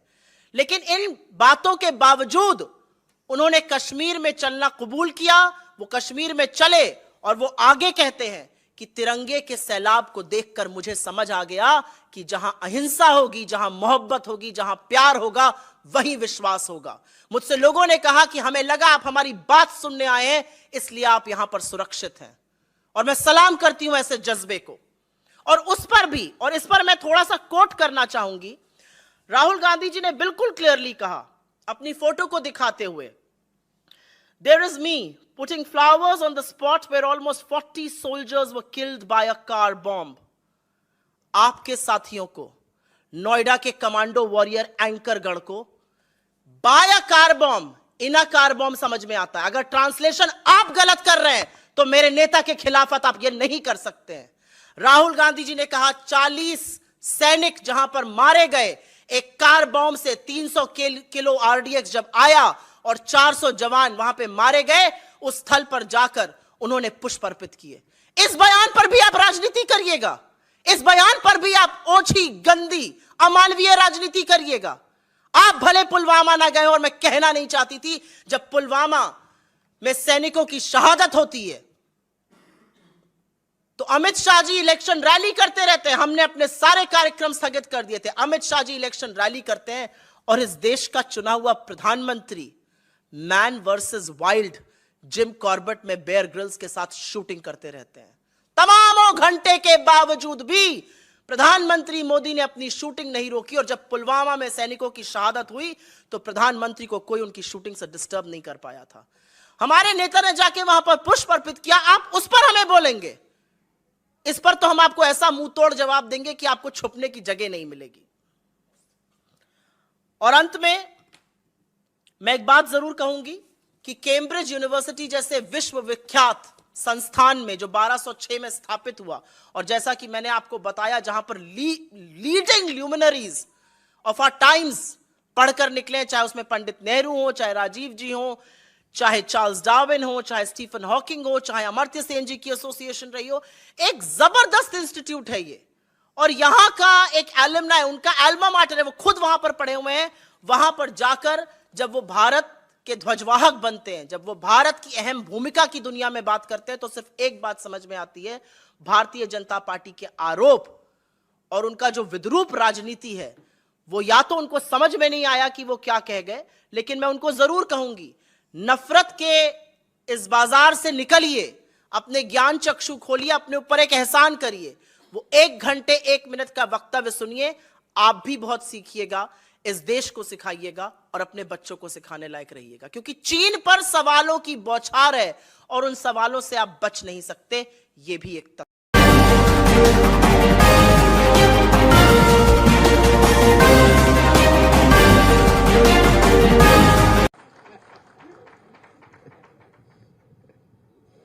क्योंकि व्यक्ति परिवहन निगम की बसेज में लोक की यात्रा के लिए निकलता है, और होली के अवसर पर एक सौगात आप दे रहे हैं। 150 नई बसेज आई हैं। पिछली बार हम लोगों ने पैसे की व्यवस्था की थी, परिवहन निगम ने बसेज दी, और सबसे अच्छी बात की ये बसेज परिवहन निगम के ही वर्कशॉप में बन रही है। ये बड़ी बात है, हमें उसकी स्ट्रेंथनिंग करनी चाहिए। पुरानी जो बसेज हो चुकी हैं, 10 साल पुरानी बसेज अगर हैं, उनको स्क्रैप की तरफ ले जाकर के फिर से नई बसेज को खरीदने के लिए हम लोगों ने इस बार तो बजट में 1000 नई बसेज खरीदने के लिए 400 करोड़ रुपए दिए हैं परिवहन निगम को, और पहली बार इतना पैसा अलग से मिल रहा। कुंभ को छोड़ करके इतना पैसा पहली बार हम लोग दिए हैं, और 100 करोड़ रुपए दिए हैं जो आपके बस अड्डे हैं, उन बस अड्डों को भी एयरपोर्ट की तर्ज पर विकसित करने के लिए अच्छी, कुछ को पीपीपी मोड पर लेके जाइए, कुछ को आपका परिवहन निगम स्वयं ही उसको बनाने की तैयारी करिए। और ये पैसा इसलिए दिया गया है कि आपने संकट के समय उत्तर प्रदेश वासियों को और देशवासियों के साथ आप खड़े रहे, इसलिए हमें अपने बजट से पैसा देने में कोई संकोच भी नहीं हुआ, क्योंकि आपदा बता करके नहीं आती है, उसके लिए हमेशा तैयार होना होता है। और सब कुछ आपके पास है, सामर्थ्य आपके पास है, स्केल भी है और स्किल भी है, ये सब आपके पास है। उसके लिए अपने आप को तैयार करना, अपनी सामर्थ्य का एहसास हमेशा कराना। इस सामर्थ्य का एहसास लोक कल्याण के लिए होना चाहिए, विकास के लिए होना चाहिए, हड़ताल के लिए नहीं, अराजकता पैदा करने के लिए नहीं, सामान्य नागरिकों को परेशान करने के लिए नहीं, सामान्य नागरिकों को राहत देने के लिए इसका हमें उपयोग करना चाहिए। और ये सचमुच आज अच्छा है कि 75 जनपदों के लिए एक एक राजधानी सेवा। और सच्चाई तो यह होगी कि बलिया को जोड़ने के लिए परिवहन मंत्री जी ने रास्ता निकाला होगा, तो इसके लिए आखिर बलिया सीधे तो कोई उड़ के जा नहीं सकती थी, इसलिए उन्होंने कहा कि चलिए इसी बहाने से भी 75 जनपदों को हम जोड़ लेते हैं। लेकिन अच्छा प्रयास है, ये अच्छी बस सेवा आप दीजिए और राज्य सरकार इसमें भरपूर सहयोग करेगी। 75 बस सेवा आज शुरू होने जा रही, 75 जनपदों के लिए। होली के अवसर पर परिवहन निगम को पहले ही हम लोगों ने कहा था कि भीड़ भाड़ हो रही है बस स्टेशनों पर, रेलवे स्टेशनों पर, एयरपोर्ट्स पर, अगर हम अच्छी बस सेवा दे देते हैं तो उसका लाभ होगा लोगों को, कॉमन मैन को उसका लाभ होगा।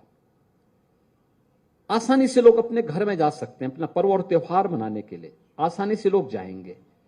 होली है, दीपावली है, विजयादशमी है, रामनवमी है, शिवरात्रि है, जन्माष्टमी है, यही तो आयोजन होते हैं जब व्यक्ति अपने घरों में जाकर के अपने सगे संबंधियों से मिल लेता है। और उस समय अगर सरकार उसमें थोड़ा बहुत उनकी यात्रा को सुगम बनाने में थोड़ा योगदान दे सकता है तो देना चाहिए। रक्षाबंधन के समय परिवहन निगम माताओं और बहनों को फ्री में यात्रा की सुविधा उपलब्ध कराता है, उसको लोग बहुत अच्छे ढंग से, बहुत पॉजिटिव उसमें लेते हैं। और यह सेवा हमें अनवरत रूप से इसी प्रकार से आगे बढ़ानी चाहिए। अच्छी सेवा देंगे, लोग उसको स्वीकार करेंगे। हम इसमें नए नए मॉडल उठाने चाहिए। 1 लाख राजस्व गांव हैं उत्तर प्रदेश के अंदर। लक्ष्य हमारा होना चाहिए उन सभी 1 लाख गांवों में परिवहन निगम अगर चाहे तो यह रेलवे से और एयर कनेक्टिविटी से बेहतर सेवा दे सकता है, बेहतर सेवा दे सकता है। 1 लाख गांवों को, कुछ को परिवहन निगम और कुछ पे पीपीपी मोड पर अनुबंधित बसेस के माध्यम से उन गांवों को सेवाओं से आप जोड़ सकते हैं। आवश्यक नहीं कि सब जगह आप 50 सीटर बसेज ही भेजें, कुछ जगह 30 सीटर बसेज भेजिए, 20 सीटर बसेज भेजिए, जोड़िए। किसी यात्री के साथ चीटिंग नहीं होनी चाहिए, उसकी यात्रा सुरक्षित हो, आसान हो, हर व्यक्ति अपने गांव से अपने शहर की तरफ जा सके और शहर से गांव की तरफ भी आसानी से जा सके। अगर गांव से कोई सामान उसे लेकर के शहर की तरफ आना है, सब्जी मार्केट तक पहुंचाना है, आपकी सेवा उनकी सेवा के लिए तैयार हो। अगर अपना कोई सामान जिसको मार्केट की तरफ ले जाना चाहता, आपकी सेवा उसके लिए तैयार दिखाई दे। और आप इसके माध्यम से जगह जगह छोटे छोटे परिवहन निगम अगर इसमें सहयोग करें, पर्यटन विभाग के साथ मिल जाएं, राजस्व विभाग के साथ बात करें, कहीं पर अच्छे ढाबा बने, जनता को बुनियादी सुविधाएं मिले, अच्छे होटल बने, लोग जाएं, उनका उपयोग करें। आप मान के चलिए 1 लाख स्थानों पर आप ये सुविधा उपलब्ध करवा सकते हैं और लाखों नौजवानों को नौकरी, रोजगार और स्वावलंबन की ओर अग्रसर कर सकते हैं। पीपीपी मोड पर बस अड्डों को आगे बढ़ाने की कार्रवाई तत्काल आगे बढ़नी चाहिए। 5 को कल किया है, लेकिन इसको तेजी लाने की आवश्यकता है। कोई व्यक्ति आता है, सबसे पहले उसका वास्ता पड़ता है बस स्टैंड पर। बस अच्छी हो, साफ सुथरी हो। हम अपने कार्मिकों को प्रशिक्षित करें इस बात के लिए। एक चालक है, उसका काम केवल आकर के स्टीयरिंग पे बैठना नहीं होना चाहिए। एक परिचालक है, वो केवल आकर के केवल टिकट ना काटें। हम पहले आए, देखें, वह बस हमारे लिए धर्मस्थल जैसा पवित्र होनी चाहिए, क्योंकि हमारी आजीविका का आधार बन रही है, दर्जनों लोगों की सुरक्षा का आधार बन रही है, उनके गंतव्य तक पहुंचाने का कार्य कर रही है। उसकी सफाई करें, उसको पहले से, अगर बस 8 बजे चलनी है तो 1 घंटे पहले आकर के हम पूरा उसकी फिटनेस चेक कर लें, देख लें कहीं कोई दिक्कत तो नहीं है। अगर हम नियमित रूप से इन कार्यक्रमों को करेंगे, देखेंगे, और कोई भी अगर टूट फूट हुई है तो तत्काल उसकी मरम्मत भी कर लें। आपके पास अपनी वर्कशॉप है। मैं एक बार एक राज्य में गया था, दूसरे राज्य में, उत्तर प्रदेश के बाहर, तो उस बस की केवल बॉडी थी, एक भी ग्लास नहीं था। तो मैंने लोगों से कहा, मैंने कहा ऐसे क्यों? साहब जो है कम से कम इसी बहाने हवा आ जाती है इससे। तो हमने कहा ग्लास क्यों? कोई एक भी शीशा नहीं था। लोगों ने उसको अपना उसका हिस्सा बनाया हुआ है। ठीक नहीं है। देखिए, एक नागरिक की सुरक्षा, अगर कोई गिरी जाए, कोई बच्चा ही नीचे झांकते हुए तेज स्पीड के दौरान नीचे गिर जाए, क्या स्थिति होगी? हमें उसकी सेफ्टी एंड सिक्योरिटी दोनों के ध्यान तो रखना ही पड़ेगा। ऐसे ही चालक परिचालक का मेडिकल फिटनेस, ये नियमित क्रम का हिस्सा बनना चाहिए। इसके लिए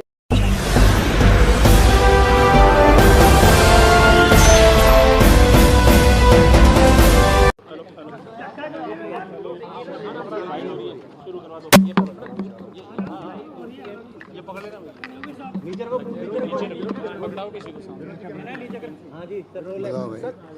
का जो सेलिब्रेशन है किस तरह देखते हैं इसको? उचित साथ पूरा का पूरा एसएमएस अस्पताल बहुत ही मुबारक मौका है। 75 वर्ष का सफर तय करते करते कहाँ पहुँच गए। आज एसएमएस जो है एम्स के तरह एक इंस्टीट्यूट खड़ी हो गई है देश के अंदर। कोविड-19 में दिखा दिया है कि एसएमएस की जो प्रतिष्ठा है, जो ऑरा है और जिस प्रकार इन्होंने सेवा करी है RUHS ने और एसएमएस ने, वो तारीफ़ काबिल है। आज पूरे देश भर के, दुनिया भर के जो डॉक्टर्स 47 के पहले बैच के लोग थे वो तक यहाँ आए हैं। तो इतना सबको गर्व महसूस हुआ, बल्कि हम लोगों को गर्व महसूस हुआ कि राजस्थान में 75 वर्ष का सफ़र तय करते करते आज एसएमएस दुनिया में नाम कमा लिया है। इसलिए मैं सबको मुबारकबाद देता हूँ, बधाई देता हूँ, शुभकामनाएं देता हूँ। सर, बड़ी बात कही है आपने, राइट टू हेल्थ की तरह राइट टू सोशल सिक्योरिटी की बात कही है आपने। केंद्र सरकार से उम्मीद की कि इस तरह का बिल लेके आए सर। देखिए, लाना चाहिए प्रधानमंत्री जी को right to social security. Hindustan के हर नागरिक को सोशल सिक्योरिटी मिलनी चाहिए, जिंदगी आराम से बसर कर सके अंतिम सांस तक आदमी। ये मैंने बार बार मैं अपील कर रहा हूँ कि right to social security act लाए पार्लियामेंट के अंदर, जैसे डॉक्टर मनमोहन सिंह जी ने और सोनिया गांधी जी लेके आई थी उस जमाने के अंदर, लेके आई। माँ नरेगा लेके आए, फूड सिक्योरिटी एक्ट लेके आए, एक के बाद एक कानून बनाए, उसका लाभ पूरे देशवासियों को मिल रहा है। आज उसी ढंग से कानून बनना चाहिए, सोशल सिक्योरिटी एक्ट का बनना चाहिए। सर आपने अभी तो असेंबली चल रही है। सर आपने एक बात बहुत अच्छी कही कि बेसिकली अधिकांश प्राइवेट अस्पताल और देखिए, के रूप में काम करते हैं। ये जो है ना, ये शिक्षा और स्वास्थ्य आम लोग समझते नहीं हैं, चल रहा मामला, परंतु ये कोई कॉमर्शियल काम नहीं है। ये कॉमर्शियल काम नहीं है, ये सेवा के काम है संविधान के अंतर्गत भी। इसीलिए सोसाइटी और ट्रस्ट बना के काम करते, अच्छी बात है। कई लोग अच्छा काम करते, कई प्रबंधकों का तो कोई मिसाल ही नहीं है। उन्होंने अपनी प्रतिभा को प्रस्तुत किया, देश में भी, प्रदेश में भी, दुनिया के अंदर भी। ऐसी संस्थान भी है, देश में भी, प्रदेश के अंदर भी है। उनकी मैं तारीफ भी करता हूँ, चाहे वो प्राइवेट सेक्टर के मेडिकल कॉलेज हों, चाहे वो अस्पताल हों, चाहे कोई संस्थाएं हों, स्कूल हो, कॉलेज हो, होना चाहिए। परंतु ये कमाई का साधन नहीं हो सकता। और उसके बावजूद भी जो आप जिस प्रकार का राइट टू हेल्थ का विरोध कर रहे हो, मैं उचित नहीं मानता। मैं उनसे अपील करना चाहूँगा कि आपकी जो शंकाएं हैं, वाजिब शंकाओं को हम दूर कर देंगे। हम भी नहीं चाहेंगे आप इनसिक्योर फील करो, आप भी सेवा का काम कर रहे हो। हम चाहेंगे आपकी सेवाओं का उपयोग समाज को मिले, सरकार आपके साथ में खड़ी मिलेगी आपको, परंतु अनावश्यक विरोध करना उचित नहीं है, मेरा मानना है। सर, केंद्रीय मंत्री ने आज बयान आया है, तो उनका है कि मानहानि का दावा पेश कर रहे हैं आपके खिलाफ मानहानि का दावा पेश करने की बात कर रहे हैं सर। गजेंद्र सिंह जी दिल्ली कोर्ट में आज पेश कर रहे हैं मानहानि का दावा।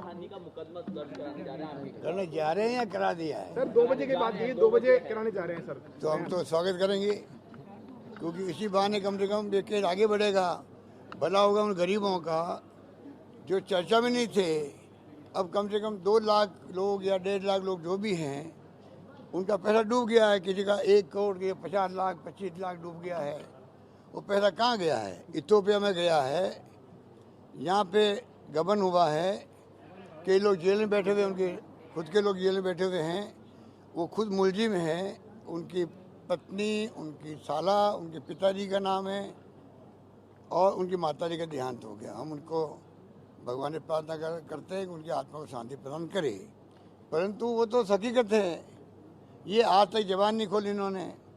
आज ये केंद्रीय मंत्री बने हैं, इनको शर्म आनी चाहिए थी कि मैं मंत्री बनने के बाद में मेरी जिम्मेदारी बढ़ जाती है तो मैं आगे बढ़ कर के सबको बुलाऊं, बातचीत करूं, मजबूरी बताऊं खुद की अगर कोई है तो, या संजीवनी के जो लोग जेलों में बैठे हुए हैं उनकी प्रॉपर्टी जो है उनके लिए सहयोग करते।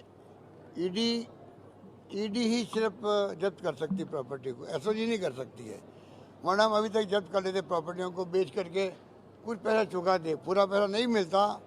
वो कहते थे आप तो हमें आंखों में आंसू आ गए हम सबके, जब वो आए जोधपुर में और जिस प्रकार जयपुर में आए थे, बूढ़े बूढ़े लोग, बुजुर्ग महिलाएं, कुछ सोच नहीं सकता। उनकी सारी कमाई इकट्ठी हुई, बेटियों की शादी करनी, ये लोग क्या क्या किससे बताएं। वो सब लोग बेचारे रो रहे थे। इनको उनमें उनके आंसुओं पे भी शर्म नहीं आती, इनको दया भी नहीं आती। इनको चाहिए वो तो करे, मानाने का केस अच्छा लगेगा, इसी बहाने केस आगे बढ़ेगा तो गरीबों का इशू नेशनल लेवल बनेगा। मैं चाहता हूँ प्रधानमंत्री जी तक बात जाए, अमित शाह जी तक बात जाए। अमित शाह जी खुद कोऑपरेटिव मिनिस्टर है, उनके अंडर में आती है सोसाइटी है। ये मल्टी स्टेट कोऑपरेटिव सोसाइटी हैं ये, जो ये गबले किए इन्होंने। स्टेट की होती तो हम उस ढंग से निपटते इनसे। ये निपटने का काम केंद्र सरकार का है। 5 बार हम लिख चुके हैं ईडी वालों को, भाई आप कम से कम हमें सब इन्फॉर्मेशन दो, इस केस को ले क्यों नहीं रहे वो लोग। छापे डाले हिंदुस्तान भर में ईडी वाले। ये छापे का केस तो परफेक्ट है। आप केंद्रीय मंत्री, ये कैसे रह सकता है। मुझे अफसोस इस बात का है कि प्रधानमंत्री जी या गृह मंत्री नॉलेज में नहीं आया क्या ये इतना बड़ा घपला। ऐसे घपलेबाज को आप कैसे रखते हो आप अपने केंद्रीय मंत्रिमंडल में। ये सवाल है बहुत बड़ा, ये बहुत बड़ा सवाल है। और ये तो हकीकत है, कागजों में है, पेपरों में है, कोर्ट के अंदर है, हाई कोर्ट के अंदर है। लिक्विडेटर बैठा हुआ है, केंद्र सरकार ने लिक्विडेटर बैठाया हुआ है। ये तो पूरा केस बना हुआ है ना। अब आप बताइए, उसमें इस आदमी को शर्म ही नहीं आ रही है कि मैं कैसे सबको बुला के बात करूँ। हमारा सहयोग चाहिए, हम सहयोग देंगे इनको, पर वो तो आगे नहीं आ रहे हैं। अगर वो चाहें तो हमारी सरकार उनको सहयोग कर सकती है। अगर वो चाहते हैं कुछ किस प्रकार से हम सब मिलके उनका चुकारा करें, मुझे इसमें कोई राजनीति नहीं करनी। हकीकत तो बताना पड़ेगा, हमारा फ़र्ज़ है। वो हमसे पूछते हैं हमारी स्टेट गवर्नमेंट क्या कर रही है, हमारा बताना हमारा फ़र्ज़ बनता है। पर मैं उनसे कहना चाहूँगा, आप फिर भी स्टेट गवर्नमेंट को सहयोग चाहिए, स्टेट गवर्नमेंट आपको पूरा सहयोग देगी। आप पैसा दिलवाइए गरीबों को। वो कहते हमारा ब्याज गया बाहर के अंदर, आप तो हमारा मूल पैसा दिलवा दीजिए। कम से कम अपनी बेटियों की शादी कर लें। एक आदमी, बूढ़े आदमी है, 5 उसे स्टंट लगने हैं, उसे जिद पकड़ रखी है बेटे के साथ। बेटा क्या मैं करवा दूंगा, आपका स्टंट लगवा दूंगा। वो कह नहीं, मुझे वो पैसा वापस मिलेगा, उसी पैसे से मैं स्टंट लगवाऊंगा। ऐसे ऐसे किस्से कहानी हैं। तो अच्छा है, मैं तो स्वागत करूंगा अगर वो मेरे खिलाफ केस करते हैं। इसी बहाने उन गरीबों का भला होता हो तो मुझे अच्छा लगेगा। सर, स्टेट गवर्नमेंट ने प्रोविजन किया है अभी सेंट्रल कोऑपरेटिव डिपार्टमेंट ने कि जो कोऑपरेटिव सोसाइटीज में फ्रॉड होता है उसके मामले सभी अब डिस्ट्रिक्ट कोर्ट्स में, उन कोर्ट्स में जाएंगे ताकि उन लोगों को न्याय मिल सके, कोर्ट्स के जरिए न्याय मिल सके। फर्स्ट टाइम ये प्रोविजन राज्य सरकार के द्वारा सहकारिता विभाग ने भी रिसेंटली दिखवा देंगे, उसको भी दिखवा देंगे। जो भी हो सकता होगा, खाली संजीवनी की बात नहीं है। आदर घोटाला है सिरोही का, बड़ा घोटाला वो भी है। जितने घोटालेबाज हैं इन सब के खिलाफ कार्रवाई होनी चाहिए, मेरा मानना है। सर, भाजपा का आज शक्ति प्रदर्शन है, 2 जगह पे शक्ति प्रदर्शन है। किस तरह देखते हैं शक्ति प्रदर्शन को? एक तरफ तो जन्मदिन मनाया जा रहा है, दूसरी तरफ युवा मोर्चा का किस तरह देखते हैं भाजपा के? भाजपा वालों की तो बात छोड़ो, इनके आपस में जो प्यार मोहब्बत है वो उनको सलामत हो, उनको वो उनके ऊपर है। हम उसमें पंचायती नहीं करना चाहते हैं, उनके घर का मामला है, इसलिए उस पर मेरा कोई कमेंट नहीं है। हम तो अपना काम करते हैं। हमने जो बजट पेश किया है, हम जो सोशल सिक्योरिटी स्कीम लेके आए हैं, हम महंगाई के अंदर राह देने के लिए, अगर आप रिसर्च करो हमारे बजट की, मीडिया वाले भी जो करते नहीं है, कम करते हैं, कुछ लोग करते हैं, पत्रकार लोग भी, आप तो छोड़िए, आप तो डिस्कशन कर लेंगे, करना भी चाहिए आपको। पत्रकारों को चाहिए रिसर्च करे कि महंगाई के ज़माने के अंदर हमने जो इस बार बजट पेश किया, पिछला बजट भी पेश किया, उसका मर्म यह है कि महंगाई की मार हर परिवार पे कम कैसे हो, किसी पे ज़्यादा किसी पे कम हो रही है। और आप देखेंगे जो हमारे फैसले लागू होंगे बजट पास होते ही, 1 अप्रैल से ही जब महीना लगेगा आपको 500 रुपये में सिलेंडर, तब मालूम लोगों को एहसास होगा गरीबों को। इससे कहते हैं महंगाई कम करने का प्रयास करना।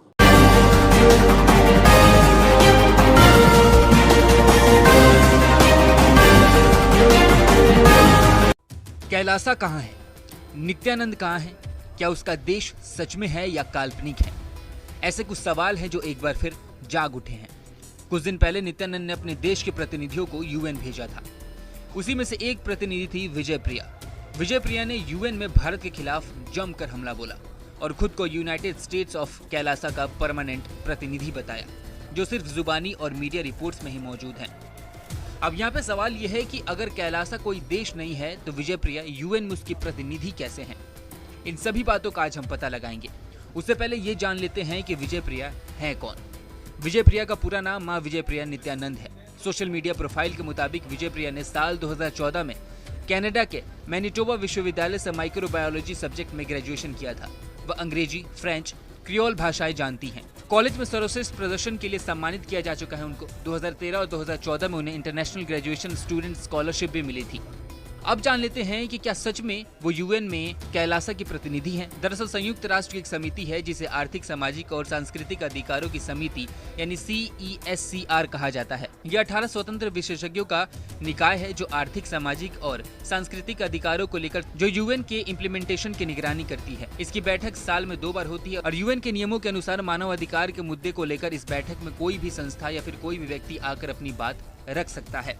अब बताया ये जा रहा है कि इसी बात का फायदा उठाकर रेप केस के भगौड़े नित्यानंद ने विजय प्रिया को यूएन भेजा भारत पे हमला बोलने के लिए। अब जान लेते हैं कि क्या कैलासा एक देश है? अगर देश नहीं है तो क्या है, और अगर है तो कैसे है? मीडिया रिपोर्ट्स के मुताबिक नित्यानंद का देश साउथ अफ्रीकाई देश इक्वाडोर के तट के पास मौजूद है। बीबीसी के अनुसार उसने वहीं पे एक आइलैंड खरीदा था जिसे अब वो देश बुलाता है, लेकिन आज तक इस देश की एक भी तस्वीर सामने नहीं आई। कैलासा की वेबसाइट के अनुसार इसकी नींव कनाडा और अमेरिका के हिंदू आदि शैव समुदाय ने रखी है। इसे सभी हिंदुओं, चाहे वो किसी भी जाति, श्रेणी, धर्म या जेंडर के हों, उनके लिए सुरक्षित स्थान बताया गया है। उसमें ये भी दावा किया गया है कि किसी भी धर्म के लोग, किसी भी जाति के लोग यहाँ पे शांतिपूर्व रहते हैं और अपनी आध्यात्मिक कला और संस्कृति को निर्भय होकर प्रस्तुत और प्रदर्शित कर सकते हैं। इतना ही नहीं, नित्यानंद के फॉलोअर सोशल मीडिया पर मौजूद हैं और अपने देश में हो रहे विकास कार्यों के पोस्ट और तस्वीरें सोशल मीडिया पे साझा करते हैं। प्रतिनिधि कैलासा के बारे में लगातार कुछ न कुछ लिखते रहते हैं। सिर्फ इतना ही नहीं, वो अपने देश के बारे में दुनिया भर के डिप्लोमेट से चर्चा करते हुए फोटो और वीडियो भी सोशल मीडिया पे शेयर करते हैं। लेकिन अब इन सब का कोई फायदा नहीं रह चुका है। आपको बता दें कि यूएन ने अभी तक कैलासा को पहचान नहीं दी है, यानी देश नहीं माना है। 1933 के मोंटेविडियो कन्वेंशन के अनुसार किसी क्षेत्र को देश कहे जाने के लिए जरूरी है कि उसके पास अस्थायी आबादी, एक सरकार और अन्य देशों के साथ संबंध रखने की क्षमता हो, और ये चीजें नहीं है कैलासा के पास। इसी कारण यूएन ने उसे देश अभी तक नहीं माना है। अब ये तो पक्का है कि कैलासा एक देश नहीं है, लेकिन देश नहीं है तो आखिर क्या है? ऐसा बताया जाता है कि कैलासा एक माइक्रोनेशन है। इंसाइक्लोपीडिया ब्रिटानिका के मुताबिक माइक्रोनेशन वो सेल्फ स्टाइल संस्थाएं हैं, या फिर ऐसे कह सकते हैं कि इंडिपेंडेंट स्टेट है जो दावा करती है कि वो खुद का देखरेख करती है, उनके पास एक गवर्नमेंट है, लेकिन इनको कोई बाहरी देश मान्यता नहीं देता है। इंडिपेंडेंट के मुताबिक साल 2019 में दुनिया भर में कुल 80 माइक्रोनेशंस थे। आखिर में बात यही है कि कैलासा एक माइक्रोनेशन है जिसे कोई भी देश नहीं मानता है। इन सब के बाद अगर आप इस देश की नागरिकता लेना चाहते हैं तो आप अप्लाई कर सकते हैं ई नागरिकता के लिए, क्योंकि यूनाइटेड स्टेट ऑफ कैलासा ने कुछ दिन पहले एक पोस्ट शेयर किया था ई नागरिकता को लेके। उसमें उसने बोला था कि हमारे देश में झंडा, संविधान, इकोनॉमिक सिस्टम, पासपोर्ट और राष्ट्रीय प्रतीक भी है। कैलासा की वेबसाइट के मुताबिक इसके पास हर दूसरे देश की तरह ट्रेजरी, कॉमर्स, संप्रभु, आवास, मानव सेवा जैसे विभिन्न विभाग हैं। कैलासा का दावा है कि अंतर्राष्ट्रीय हिंदू प्रवासियों के लिए घर प्रोवाइड करता है कैलासा। अब यहाँ पे सबसे जरूरी सवाल यह है कि आखिर नित्यानंद हैं कहाँ पे?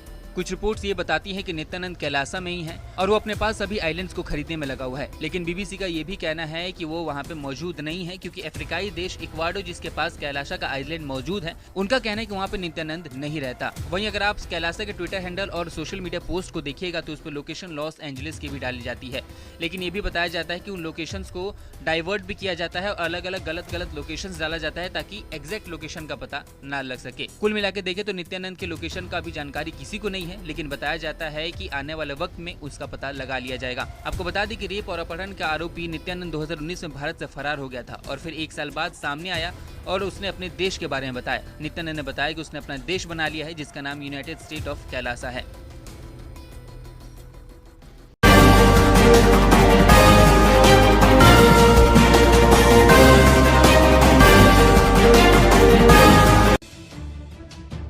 नीतीश कुमार ने बीजेपी नेताओं से बंद कमरे में बात की। बैठक से बाहर निकले बीजेपी नेताओं ने कहा कि बात हो गई है, मुख्यमंत्री हमारी बात मान गए हैं। अगर आप ऐसा सोच रहे हैं कि क्या नीतीश कुमार फिर से एक बार पलटी मारने जा रहे हैं तो आप गलत हैं।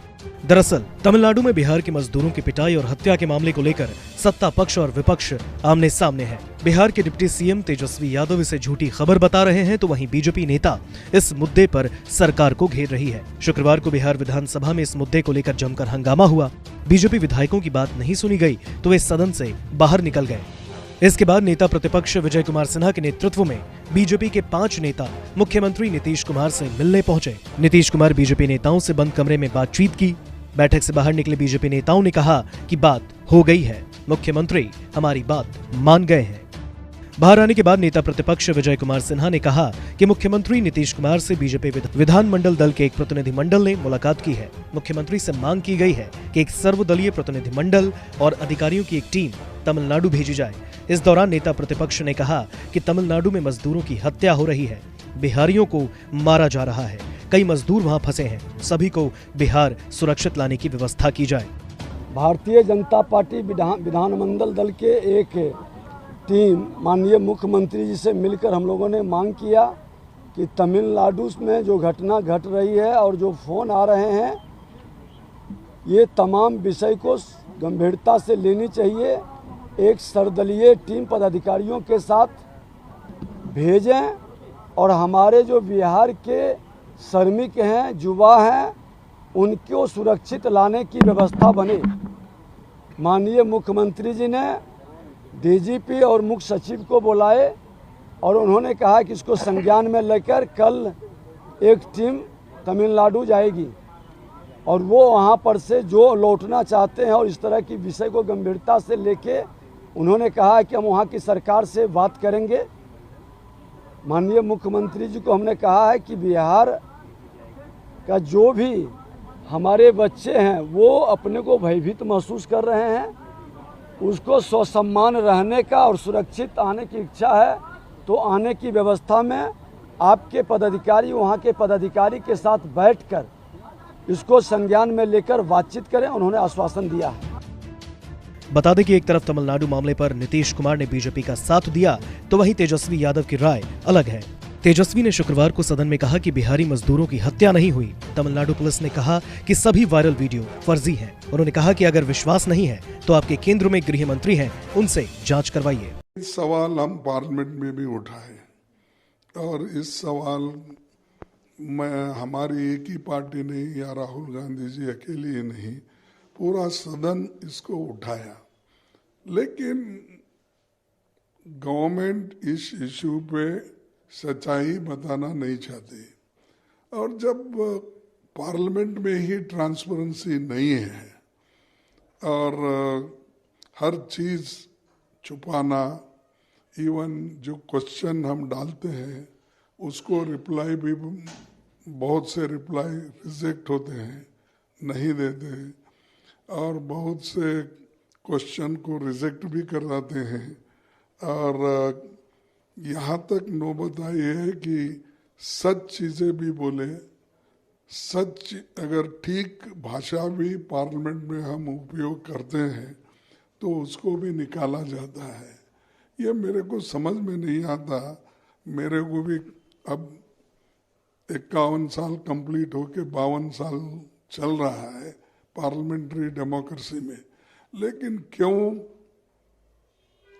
ये स्थिति डेमोक्रेसी में मोदी जी की सरकार और बीजेपी की सरकार लाई है, ये समझ में नहीं आ रहा। और अगर ऐसा ही चला तो लोगों को सच्चाई मालूम नहीं होगा और डेमोक्रेसी अगर ख़त्म हो गई, बोलने की आज़ादी भी नहीं, अपने विचार रखने का आज़ादी भी नहीं है, संविधान के तहत आप चलते भी नहीं, संविधान को ठीक ढंग से उसको जो मर्यादा देना चाहिए वो नहीं दे रहे आप, और हर चीज़ बाहर बोलते हो कि हमने लोकतंत्र को बचाया, लोकतंत्र के तहत हम काम कर रहे हैं।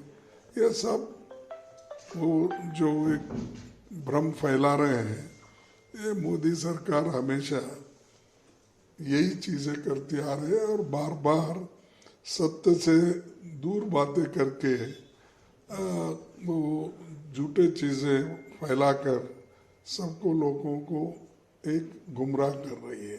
तो इसीलिए हम ये पहले से भी ये चाहते थे कि भाई कोई कमेटी बिठाना, अगर उसमें भी कमेटी में नेचुरली हर कमेटी में उनकी ही मेजॉरिटी रहती है, तो जब उनकी मेजॉरिटी रहती है तो वो सहज उसका उपयोग करके सच्चाई को भी छुपा सकते हैं। तो मैं ज़्यादा कुछ नहीं बोलना चाहता कि ये इशू पार्लियामेंट में ओपनली उठा और सभी पार्टी लोकसभा में, राज्यसभा में और दूसरे पार्टी वाले भी उठाए।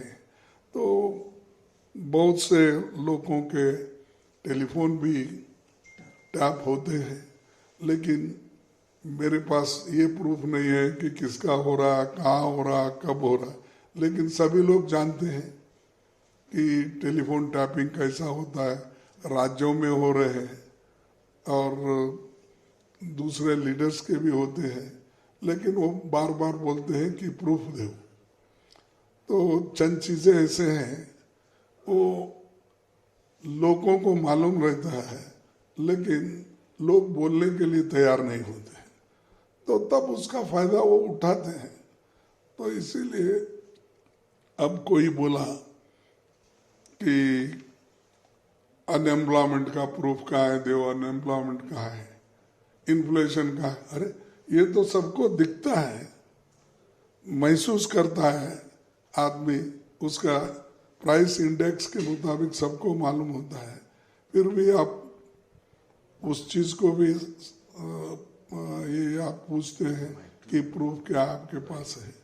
तो ये चीजें जो है, ये गवर्नमेंट सबको ऑथेंटिकेट करो ये कहते हैं, तो ये चीजें हैं। हर चीज को अगर ये पूछते गए, भाई पोल्यूशन बढ़ा है बेंगलुरु में, दिल्ली में, नहीं प्रूफ क्या है तुम्हारे पास, अगर ये पूछते गए, कोई डेमोक्रेसी ठीक ढंग से चल नहीं सकती। सर, नॉर्थ ईस्ट का रिजल्ट कांग्रेस के ऊपर कैसे फर्क पड़ सकता है सर आगे आने वाले चुनाव में? सबसे नहीं, ये देखिए वहां पर तो हमने कम सीट लड़े थे, अलायंस के साथ लड़े थे।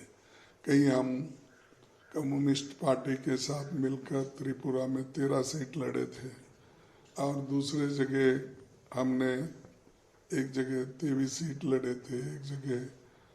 तो ऐसा बहुत से हमारे जो अलायंस पार्टी के साथ जहाँ भी अगर हुआ, जहाँ अलायंस नहीं हुआ, तो बहुत से जगह हमने कम सीटें लड़ी। लड़ने के बावजूद भी हमको हमारे जो वोट शेयर है वो तो बड़ा है, क्योंकि जो लोग मेघालय में हमारे पार्टी के लोग चुन के आए थे उनको लेके गए वो, तो त्रिपुरा में जो लोग थे उनको भी लेके गए। तो जब जब हम जिताते हैं तो वो बीजेपी वाले हाईजैक कर लेते हैं। वैसा ही इसके पहले कर्नाटक में हाईजैक कर लिए, महाराष्ट्र में हाईजैक कर लिए और अपना मध्य प्रदेश में हाईजैक कर लिए। तो ये डेमोक्रेसी में चल रहा है। पहले अभी कहीं ऐसा नहीं होता था। पहले हमेशा ये होता था जो पार्टी से जो चुन के आता वो वही पार्टी में रहता था, वो कभी बदलाव की भाषा नहीं बोलता था, क्योंकि आइडियोलॉजिकली कमिटेड लोग रहते थे।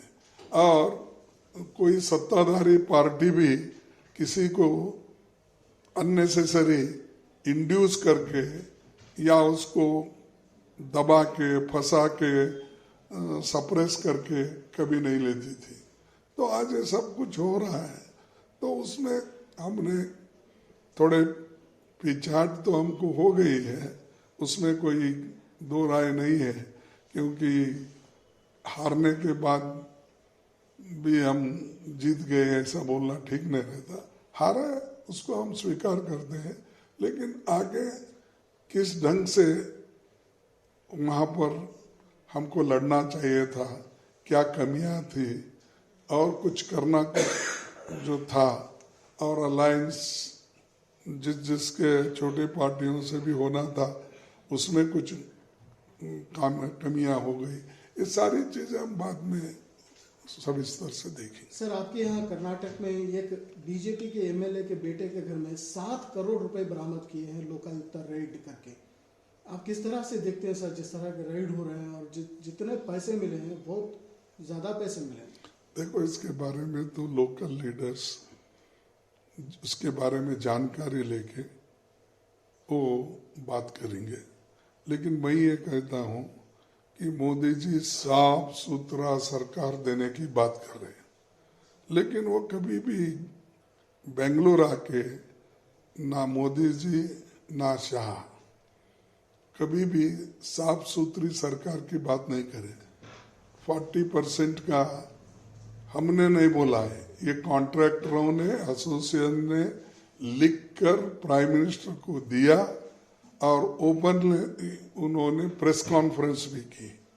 ये तो हमारा एलिगेशन नहीं है ना। हम अगर एलिगेशन करके बात करते हैं तो आप लोग ये कहते हैं कि अपोजिशन वाले ऐसा ही बोलते हैं, लेकिन जो लोग अनुभव किए हैं, जिनके पास पैसा लिया गया है, वो खुल्लम खुल्ला बोल रहे हैं जो इस टेंडर में हमको इतने पैसे मांगे, वो टेंडर में इतना लिए, और ये एमएलएस के जो सुपुत्र है वो ऐसे लोग कलेक्ट कर रहे हैं। ये खुला आ रहा है ना, इसको कोई और एक संशोधन होना क्या, इसके लिए कोई और स्पेशल प्रूफ होना? तुम्हारा लोकायुक्त अपॉइंटेड है, लोकायुक्त के लोग की वो ये सब किए हैं। तो देखो, सच्चाई को मानने का मोदी जी सीखना चाहिए। ये नहीं कि कभी भी छोटी सी बात को लेकर खरगे जी का अपमान हुआ, फलाना ये हुआ, छतरी नहीं पकड़े, मेरी टोपी सफेद थी, किसी की टोपी अलग थी, ये ऐसी बातें जो बोलना एक प्राइम मिनिस्टर को शोभा नहीं देता। आप अपने पॉलिसी पे बोलो, अपने काम की बात करो, लोगों को, गरीबों को आपने कितने लोगों को गरीबी के ऊपर के रेखा को लेके गए। उल्टा जो गरीब अपने अबो पॉवर्टी लाइन गए थे, वो 23-24 करोड़ लोग नीचे आ गए, और गरीब आज इतना और गरीब बन रहा है, अमीर और अमीर बन रहा है। तो इसके लिए तुम्हारा क्या है? सेंट्रल गवर्नमेंट तुम्हारे हाथ में है। एक इंसान को गुजरात के लिए सब कुछ देते भी हैं, लेकिन वो गुजरात को वहां भी सुधारे नहीं आपने।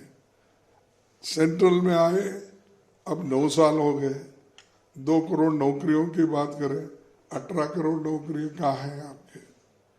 15 लाख सबको फ्री दे दूं, वो कहाँ है आपके? और 30 लाख गवर्नमेंट वैकेंसीज हैं, उसमें रिजर्वेशन है 50%, वो कहाँ है? क्यों भर्ती नहीं कर रहे? तो ये बातें बोलते नहीं, सब सोनिया गांधी के ऊपर बोलना, राहुल गांधी के ऊपर बोलना, मेरे ऊपर बोलना कि इनके ऊपर छतरी नहीं पकड़े, उनके ऊपर छतरी। अरे मेरे ऊपर तो छतरी लोगों का है, और श्रीमती सोनिया गांधी जी का जो आशीर्वाद है, जो कवच है, अगर वो कवच पहन के मैं निकला तो मेरे कोई छतरी की जरूरत नहीं है।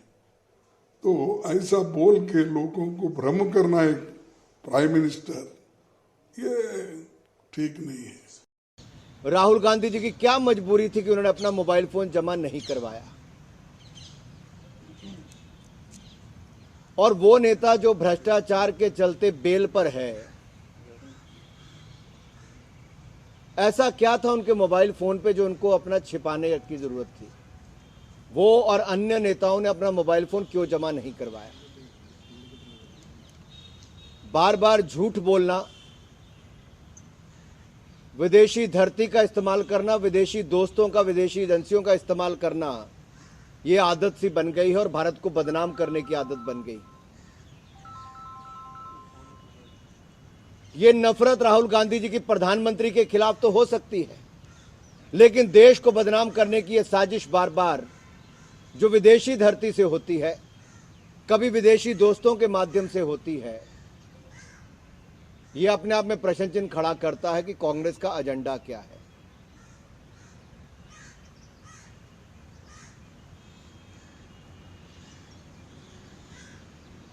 क्या संवैधानिक संस्थाओं में भी कांग्रेस का विश्वास खत्म हो गया है?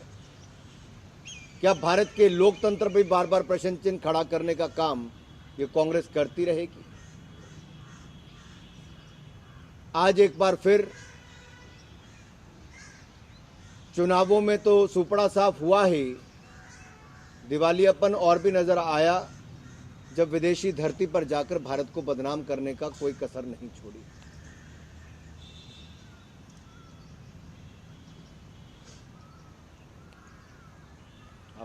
Sir, Mohit from Times Now. Sir, Rahul Gandhi also spoke about how minorities are being attacked in the country, they are under threat, but the results of Goa and Northeast have said something else, because people over there, the minorities, have also voted for the BJP, sir. जो महात्मा गांधी जी के सत्याग्रह के उल्लेख क्या करते हैं, आप समझ सकते हैं उनके मन में क्या चलता है। और माइनॉरिटीज़ का इससे बड़ा उदाहरण क्या होगा। अलग अलग राज्यों के जब जो चुनाव आए, सबका साथ, सबका विकास, सबका विश्वास, इस मूल मंत्र के साथ चलने वाले और सबके प्रयास से देश को आगे बढ़ाने वाले नरेंद्र मोदी जी के ऊपर सबने विश्वास किया है। जाति, धर्म, संप्रदाय और क्षेत्र के नाम पर कांग्रेस बांटती चली आई है, बांटो और राज करो, इस मानसिकता के साथ काम किया, उससे देश बाहर निकल चुका है। मोदी जी ने कहा है गुलामी की मानसिकता को छोड़ना है, गुलामी की मानसिकता से बाहर निकलना है। शायद राहुल गांधी जी अभी भी निकल नहीं पाए, कांग्रेस भी नहीं निकल पाई। राहुल गांधी ने ये भी कहा है कि मोदी जो है वो देश के आर्किटेक्चर को खराब कर रहे हैं, अपने विचारों को इंडिया पर थोप रहे हैं। देश के लोगों ने जो प्यार नरेंद्र मोदी जी को दिया है, 1984 के बाद 2014 में और 2019 में पूर्ण बहुमत अगर किसी व्यक्ति और किसी पार्टी को मिला है तो नरेंद्र मोदी जी के नेतृत्व में एनडीए को मिला है। और लोकतंत्र में जनता के निर्णय, जनता का समर्थन, इससे बड़ा कुछ और नहीं होता।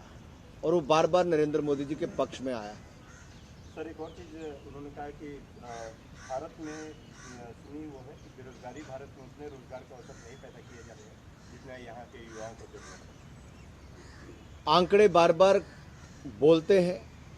अर्थव्यवस्था पर कल भी रायसीना डायलॉग में जो दुनिया भर के नेताओं ने, बुद्धिजीवियों ने, अर्थशास्त्रियों ने कहा कि भारत की अर्थव्यवस्था कोविड-19 पैंडेमिक से पहले भी सबसे तेजी के साथ आगे बढ़ रही थी। और कोविड-19 पैंडेमिक के समय जो भारत ने रिफॉर्म्स किए, जो कदम उठाए, जहां एक और भूखमरी से और महामारी से देश को बचाया, अर्थव्यवस्था भी भारत को और मजबूत करने का काम किया। दुनिया में सबसे तेजी से बढ़ने वाली अर्थव्यवस्था आज भारत है। और 7% की ग्रोथ, ये अपने आप में बहुत कुछ कहती है मेजर इकोनॉमीज में, कि भारत के बढ़ते कदम आज दुनिया उसको सराह रही है। आज दुनिया के अलग अलग पटल पर, दुनिया के अलग अलग कोनों में भी भारत के नेतृत्व को, नरेंद्र मोदी जी के काम की सराहना हो रही है। और भारत की अर्थव्यवस्था पर लोग अपना विश्वास दिखा रहे हैं। रिकॉर्ड एफडीआई भारत में आ रही है। और पीएलआई स्कीम्स के भी एक के बाद दूसरे का ये जो सफल होना, ये अपने आप में दिखाता है भारत की योजनाओं के बारे में। ये भी आरोप लगाया सर कि जुडिशरी को भी और मीडिया को भी कंट्रोल किया जा रहा है। मीडिया के मित्र मेरे सामने बैठे हैं, ये आपको भी बदनाम करने की कोशिश। और इसी तरह से मैंने पहले कहा कि संवैधानिक संस्थाओं में, चाहे जिसमें देश की जुडिशरी क्यों ना हो, उसको भी बदनाम करने में कांग्रेस और राहुल गांधी जी ने कोई कसर नहीं छोड़ी। इलेक्शन कमीशन हो, जुडिशरी हो, इन पे बार बार प्रहार करना एक आम आदत बन गई है। और बाद में माफ़ी मांग के विदेश यात्रा पर जाना, ये राहुल गांधी जी की पुरानी आदत है। देश में उनको सुनने के लिए कोई तैयार नहीं, और विदेश में जाकर जहर उगलने का काम, लोकतंत्र को बदनाम करने का काम और भारत को बदनाम करने का काम राहुल गांधी जी कभी नहीं छोड़ते हैं। सर, राहुल गांधी ने ये भी कहा था कि प्राइम मिनिस्टर ये सोचते हैं कि जितनी माइनॉरिटीज है दूसरे दर्जे के नागरिक हैं। इसके बारे में आप किसी भी धर्म, जाति, संप्रदाय के व्यक्ति के लिए अगर आप मोदी सरकार की सभी योजनाओं को देखेंगे अगर बैंक खाते सबसे ज़्यादा खुले तो यहाँ पर खुले। सबसे ज़्यादा मुफ्त अनाज का लाभ किसी को मिला, मुफ्त रसोई गैस के सिलेंडर का मिला, नए गैस सिलेंडर से लेके पानी से लेके पक्के मकान का। और ये छोटे मोटे नहीं साहब, जब दुनिया भर के सामने ये आंकड़े आते हैं कि 45 करोड़ बैंक खाते खोले गए, 9 करोड़ 60 लाख बहनों को रसोई गैस के सिलेंडर दिए गए, 3.5 करोड़ पक्के मकान बनाकर दिए गए, 6 करोड़ घरों को नल से जल देने का काम किया गया, 80 करोड़ लोगों को 28 महीने तक मुफ्त में राशन देने का काम मोदी सरकार ने किया, तो लोग सोचते हैं, दुनिया भर के लोग सोचते हैं कि ये संभव कैसे हो सकता है। ये असंभव को संभव मोदी सरकार ने किया। लेकिन शायद ये कांग्रेस जो 70 साल में नहीं कर पाई, वो 7 साल में नरेंद्र मोदी जी की सरकार ने किया, तो इनको कभी ये विश्वास भी नहीं हुआ। सर, ये एक पैटर्न, एक इकोसिस्टम देखते हैं सर, जो बार बार ऐसे फॉरेन सॉइल पे जाके इंडिया के खिलाफ, कॉन्स्टिट्यूशनल बॉडीज के खिलाफ बोलते हैं। वो भी उस दिन जब इलेक्शन कमीशन ने रिजल्ट डिक्लेयर करे हैं और बीजेपी को एक बड़ी जीत मिली है, उस दिन भी बॉडीज पे सवाल उठाए जा रहे हैं डेमोक्रेसी पे। सर, जब कांग्रेस पार्टी की धुलाई और सफाई सुपड़ा साफ हर चुनाव में हो रहा हो, गुजरात के बाद नॉर्थ ईस्ट तक जाकर, तो ये स्वाभाविक है, देश में तो उनकी स्वीकारता है नहीं।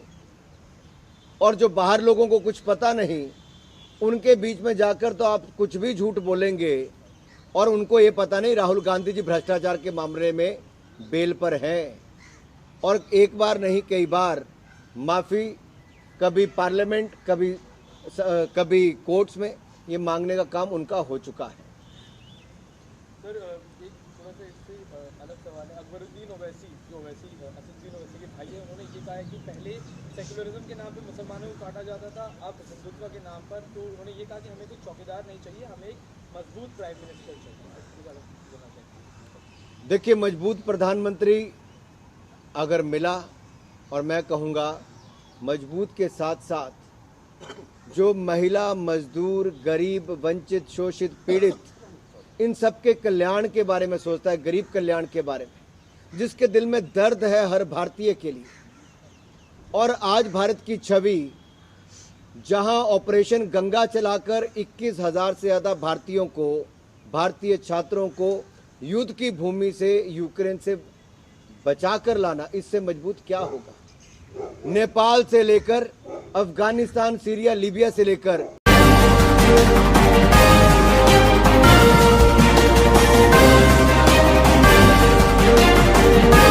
स्वागत और शुक्रिया अदा करना चाहता हूं कि आप यहां आए, और बड़े अरसों के बाद मैं एक प्रेस कॉन्फ्रेंस कर रहा हूं। बड़े 1-2 साल से मैं सोच रहा हूं कि किया क्या जाए, कुछ ना कुछ तो करना पड़ेगा ना।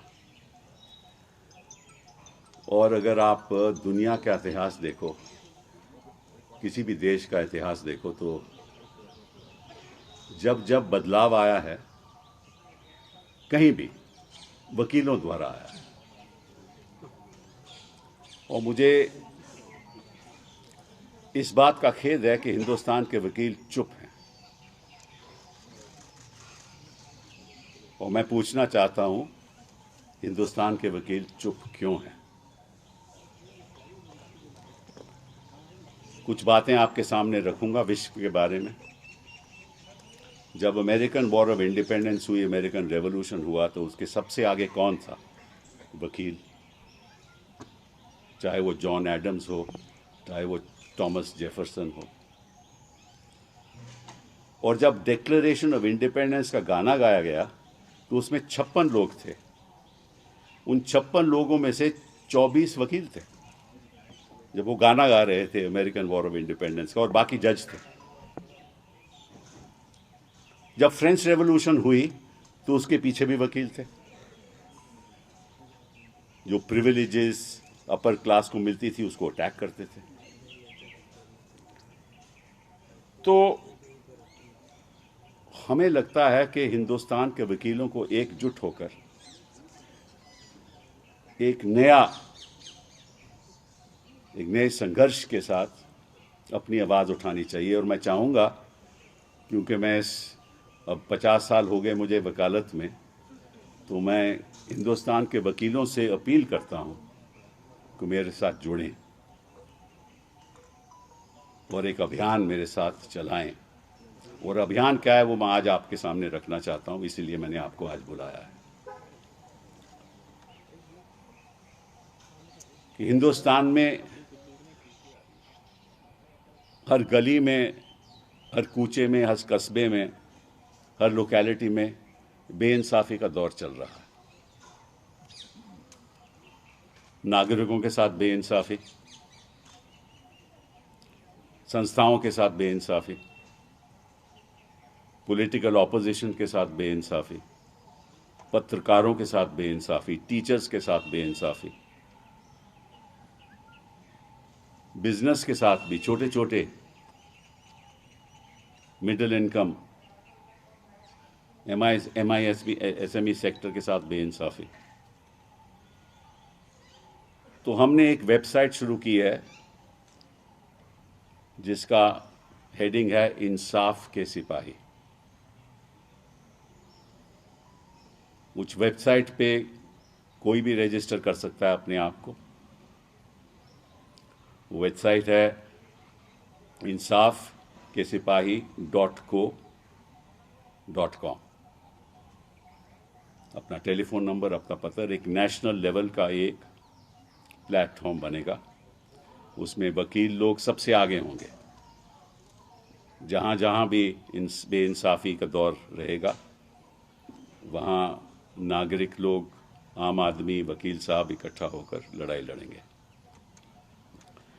मैं सोच रहा था कि जो आरएसएस की शाखाएं हैं वो भी हर लोकेलिटी में रहती हैं और अपना आइडियोलॉजी आगे बढ़ाते हैं, और इस आइडियोलॉजी के द्वारा बेइंसाफ़ी भी बहुत होती है। तो उस बेइंसाफ़ी के साथ भी हम लड़ेंगे और हम चाहते हैं कि हिंदुस्तान की हर गली में, हर कस्बे में, हर कूचे में, हर लोकेलिटी में, हर रीजन में इंसाफ के सिपाही खड़े रहें।